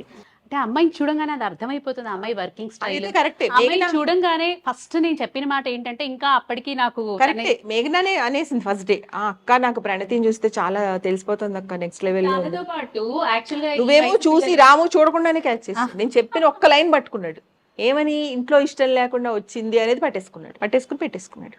పాటలు కొంచెం పిట్ట కొంచెం కూతగానం అని అందంగా రాసే, కానీ నేను అసలు పర్సనల్ గా తనకి ఇచ్చిన సజెషన్ అది కాదు. ఏం చెప్పానంటే, తన్ని చూడంగానే అన్నా ఆ రోజు కార్లో, ఆ అమ్మాయి టాలెంట్ అర్థమైపోతుంది. నేను అన్నాను, పీక్స్ ఆఫ్ సక్సెస్ చూస్తావు నువ్వు, చూసిన తర్వాత బాగా ఎంజాయ్ చేసిన తర్వాత నీ సక్సెస్ ని కొత్తగా ఏమన్నా ఎక్స్పెరిమెంట్ చేయాలంటే then go for marriage, otherwise don't. చెప్పానా లేదా చెప్పు. అంటే ఆ అమ్మాయిని చూడంగానే ఆ పీక్స్ ఆఫ్ సక్సెస్ కనిపించింది. నేను ఏమన్నానంటే, వాళ్ళ అమ్మ పాపం పెళ్లి చేసేయాలి అంటూ ఉంటుంది, ఇప్పుడు మొత్తుకుంటా ఉంటుంది, మీరేంటి నా దాన్ని సపోర్ట్ చేస్తారు అంటే. నేను అన్నాను, అసలు అది చేసే పని చూస్తే నువ్వు కాదమ్మా, నువ్వు ఈ పని ఆపేసి పెళ్లి చేసుకో అంటే మహా పాపం చుట్టుకుంటుంది. ఇంకోటి చెప్పాను, నువ్వు 1-2 ఏళ్ళు నీ కూతురు అని మర్చిపో, కొడుకు అనుకో అని చెప్పాను. అంతే మరి, ఇక్కడ అబ్బాయిలా పనిచేస్తుంది. కానీ మొత్తానికి మంచి పాట రాయించుకున్నారు. మేఘనా గారికి కంగ్రాట్స్. అంటే విజయకి congrats, thank you so much అండి. లాస్ట్ లైన్, విజయిజం నిజాలను మాట్లాడే ఇజం, పరిణామాలు ఏమైనా కానీ ప్రయత్నలోపం ఉండకూడదనేదే మా విజన్. ఇది నాకు అన్నిటికన్నా నేను నాకు చాలా నమ్మింది, అది నమ్మేవాళ్ళు నేను ఇష్టపడేది ఏంటంటే, ప్రయత్నం మానకూడదు. ఈ ఒక్క పరిణామాలు అసలు నాకు పరిణామాలు అసలు ఇప్పుడు మనం ఒక 10 రూపాయలు పెట్టి రూపాయి కూడా రాకపోయినా కూడా, నా ఉద్దేశంలో రూపాయి రాకపోవడం, మనం డబ్బులు కష్టాలు పడడం అది వేరు, కానీ ప్రయత్నం చేయకపోవడం మాత్రం ఎంత పొరపాటు అనేది నాకు ఇప్పుడు చాలా అర్థమైంది. అవును, ప్రయత్నం చేస్తూనే ఉండాలి, సక్సెస్ వచ్చినా లేకపోయినా. సక్సెస్ ఉన్నా లేకపోయినా ఫెయిల్యూర్ ఇస్ నాట్ ఫెయిల్యూర్, నువ్వు ప్రయత్నించకపోవడమే ఫెయిల్యూర్ అని చెప్పారు. సో ఆ ఒక్క, అది కూడా రాము దగ్గర నేర్చుకుంది, నా సొంతమేం కాదు. కానీ ఇప్పుడు పట్టుకుంది, వచ్చి ఎన్ని రోజులు పట్టుకోలేదు, లోపలికి వెళ్ళింది ఇప్పుడు. రాము ఎప్పుడు ఏం చెప్పాడు, ఏడిస్తే నాకు అసహ్యం, ఏదో ఒకటి చెయ్యాలి, వంటింట్లో ఉండకండి, అవన్నీ చెప్పి ఒక 20 ఏళ్ళకి స్టార్ట్ చేసాం. సో 20 ఏళ్ళు అయిపోయింది కదా అని మానేయడం కన్నా కనీసం తను చెప్పింది 1 సంవత్సరమైనా చేద్దాం అనిపించింది. సో ఇంకా నాకు ఇప్పుడు నాకు ఏమనిపించిందంటే, నాకు ఏమొచ్చు, వచ్చిన దాంట్లో అంటే ఏదో ఒకటి ఇలా, అంటే వీళ్ళు ఉన్నారు, అది కూడా వీళ్ళ టీంని చూసుకుని, ఒకదాన్ని అయితే ఇదంతా నేను చేయలేదు. తర్వాత స్వప్న తప్ప ఇంకెవ్వరిని నేను యాక్సెప్ట్ చేయలేను, అందుకే విజయ స్వప్నం, విజయ్ స్వప్నం. స్వప్న విజయం మీతో ఈ విజయం చేయించడం. స్వప్న ఒప్పుకోవడం అనేది చాలా గ్రేట్ అండి, ఒప్పుకుంటుంది అంటే. నువ్వు ఒప్పుకోకపోయినా కూడా నేను 1% కూడా ఏం అనుకోకపోదును, ఎందుకంటే తనకున్న పెద్ద ఆఫర్స్ వదులుకుని నాకు టైం ఇవ్వాల్సిన అవసరం లేదు. ఇది ఏమంత గ్రేట్ కాదు, అంత గొప్పది కాదు, నేను అడిగానని తప్ప తనకి ఇదేమి కరెక్ట్గా చెప్పాలంటే అంత టైం వేస్ట్ నా దృష్టిలో. కానీ తను వెంటనే అసలు ఏం ఆలోచించలేదు, వెంటనే ఒప్పేసుకుంది. ఏమందంటే, విజయ్ గారు మనం అప్పుడప్పుడు కూర్చొని మాట్లాడుకుంటూ ఉంటాం కదా, అది కెమెరా ముందర అది కెమెరా ముందు మాట్లాడుకుందాం. అంతే. మాట్లాడుకుందాం అంతే అని. సో నేనేమన్నానంటే అసలు ఇబ్బంది పడద్దమ్మా, నీకు కుదిరినప్పుడే రా, నీకు కుదరకపోతే ఓకే, మనం అలాగే ప్లాన్ చేద్దాం అని చెప్పాను. కెమెరా ముఖంగా ఇంకో పెద్ద సీక్రెట్ ఏం చెప్పాలంటే విజయక్క గురించి రాము గారికి కూడా చెప్పే విషయం, it is even more to convince Ramu గారు అండి. ఆవిడకి ఇచ్చింది ఇంపాసిబుల్, అది కూడా మేఘనాయ పట్టుకుంది, రాము కన్నా ఎక్కువ పట్టుకుంది. Possible to convince. సో నేను ఏమనుకున్నానంటే నేను ఎలాగో దీన్ని కిచిడీ చేసేస్తా పాటని, నాకు ఎక్స్పీరియన్స్ లేదు, ఆవిడ కన్విన్స్ ఎవరు, పాట రాదు, ప్రయత్నంలో ఎందుకు లేని ప్రయత్నించాను అంతే, లిటరలీ. కరెక్ట్ మేఘనా సరే అక్క, నాకు అంటే ఎంత చెప్పినా నేను వినలేదు, ఇంకా నా మాట కాదనలేక స్టార్ట్ చేశాను. రాయించారు. నా మాట కాదనలేక ఒప్పుకుంది, మేఘనాకి ఇష్టం లేదని కూడా నాకు తెలుసు, కానీ ఏదో ఒకటి ఒక అద్భుతం జరుగుతుంది అని ఒక పిక్చర్ అయితే వచ్చేసింది నాకు. మేఘనాని గనక మనం ఒప్పించి ఒక్క అడుగు ముందుకు వేయిస్తే అద్భుతాలు జరుగుతాయని అయితే నాకు అర్థమైపోయింది. అందుకే నేను చెప్పానమ్మా, మీ ఇంట్లో వాళ్ళు ఒప్పుకుంటే మాత్రం అది ప్లీజ్ రాయమ్మా, చాలా బాగుంటుంది అన్నాను. అంటే నేను అనుకున్న దానికన్నా 100 రెట్లు అద్భుతంగా రాసింది, అద్భుతంగా పాడింది. అంటే ఇప్పటికీ నేను ఇంకా ఆశ్చర్యంలోనే ఇన్నిసార్లు బయటికి రావట్లేదు మీరు. అంటే మాటలు అలా పాటగా కూర్చి రాయడం అనేది నాకు చాలా అద్భుతంగా అనిపించింది వైజయంతి గారు. అదే సింపుల్ వర్డ్స్ ఇంగ్లీష్ తెలుగు కలిసి అంటే అలా నేను 2-3 పాటలే విన్నాను, మనీ పాటలు, సైలో పాట, అలాగా. ఇంకోటి ఇన్నిసార్లు విన్న తర్వాత బ్రెయిన్ లోంచి వెళ్ళట్లా, అందరూ ఇంటికి వెళ్ళిన అదే లిరిక్స్ వస్తున్నాయి, పడుకున్న అదే లిరిక్స్ వస్తున్నాయి. మీరు చెప్పారుగా అద్వితీయ ఎక్స్ప్రెషన్స్ తప్ప మాటలు, అది వచ్చి స్కూల్ నుంచి చెప్పింది, మా మమ్మీ నాకేంటి సింప్లిసిటీ ఇదే వస్తుంది. అదే వస్తుంది. నరేంద్రకి అసలు పట్టుకోదు, నరేంద్ర కూడా పట్టుకుంది. అసలు మర్చిపోయాం మనము, లాజికల్ నే కాదంటూనే మ్యాజికల్ సొల్యూషన్స్ ఇచ్చే లైఫ్ విజ్డమ్. శశి అలా నరేంద్ర అక్కడ చూడగానే స్టార్ట్ చేస్తుంది, పద పద పద అది. సో అలా వైజయంతి గారు ఈ పాటకి నేను చెప్పింది మీరు అర్థం చేసి మొదలైంది, అలా మొదలైంది. అంటే ఇప్పుడు నాకేంటంటే ఇది ఏమైనా నాకు ప్రాబ్లం లేదు, ఎందుకంటే ఆల్రెడీ నేను ఏమనుకున్నానో అది అయిపోయింది ఆల్రెడీ. ఎందుకంటే స్వప్నాన్ని ఒప్పించాను, మిమ్మల్ని అటు వెళ్లకుండా ఇటు తీసుకొచ్చాను, మీకు నా పాట రాయనంటే రాయిపించాను, నరేంద్ర నీ ఒక్క ప్రశ్నకు సమాధానం కూడా కరెక్ట్ గా తర్వాత మా అమ్మాయి, మా గ్రేట్ అమ్మాయి, ఇప్పుడు ఫ్యూచర్ అంతా తందే కాబట్టి తనని ఫస్ట్ నేనే గుర్తించాను. అంటే ఫ్యాషన్ డిజైనర్ గా ప్రపంచం గుర్తించింది, మిగతా అన్ని క్వాలిటీస్ నేనే గుర్తించాను ఫస్ట్. ఎందుకంటే వాళ్ళ అమ్మ చెప్పదు, నా కూతురు ఇలాగా అలాగా అని చెప్పదు, నేను చెప్తే అవును వదినా అంటుంది అంతే. అవును అంతేలేండి అంతేలేండి అంటుంది. సో నాకేంటంటే నాకు అన్ని ప్లస్లు ఏంటంటే పుట్టింట్లో అత్తగారింట్లో అందరూ సహకరించేశారు కాబట్టి, అంత వాళ్ళు సహకరించినందుకు నేను అసలు ఏ డిగ్రీయో చదవాలి, కానీ అప్పుడు మయం అదే ఇనుమును కాబట్టి ఇప్పుడు ఇనుములోంచి రాగాలు మీరు తీశారు బయటికి అందరూ కలిసి, మీరు ఇనుములోంచి కూడా రాగాలు పలికిస్తున్నారు. అదే. సో అది ఇప్పుడు నా లైఫ్లో చాలా ఇంపార్టెంట్ ఏంటంటే వీళ్ళందరూ, నరేంద్ర, మేఘన, ప్రణవి, మీరందరూ నాకు చాలా ఇంపార్టెంట్. నేను ఏదైతే పిక్చర్ ఒకటి గీసుకున్నానో నా లైఫ్లో కావాలని, నేను గీసుకున్న పిక్చర్ అందరూ వరుసగా నా ముందే వచ్చేసారు. అందుకే అన్నాం కదా కొలువు తీరినట్టు. సో నేను ఇంకా ఏమంటారు కంటెంట్మెంట్, నేను ఏమేం కావాలనుకున్నాను అన్ని చేసేసాను. ఇప్పటి నుంచి ఏం వచ్చినా, ఒకవేళ రేపు ఎప్పుడైనా విజయజం బాగాలేదు, ఎవరు చూడలేదు, నచ్చట్లేదు, బోర్ అన్నా కూడా నాకేం ప్రాబ్లం లేదు. మీరు అనుకున్న అంతే అంతే అంతే, అలా నాకేం ప్రాబ్లం లేదు. హ్యాపీ అండి. సో ఈ పాట యాక్చువల్గా ఈ పాట బయట రిలీజ్ చేయలేదు వైజయంతి గారు, ఎందుకంటే అంటే కథ తెలియకుండా పాట ఎవరు ప్రణతి ఎవరు నరేంద్ర అని అడుగుతారు కదా, అందుకని చేయలేదు. ఇప్పుడు రిలీజ్ అయిపోతుంది, తర్వాత ప్రతి ఎపిసోడ్ లో టైటిల్స్ లో వస్తుంది పాట. ముగింపు వాక్యాలు పలుకు కనీసం నువ్వు. ప్రణతి అదే ఆ చిరునవ్వే క్లోజర్ పెట్టు, నవ్వుతూ చిన్న మాట చెప్పు, నవ్వుతూ చిన్న మాట చెప్పు. Thank you.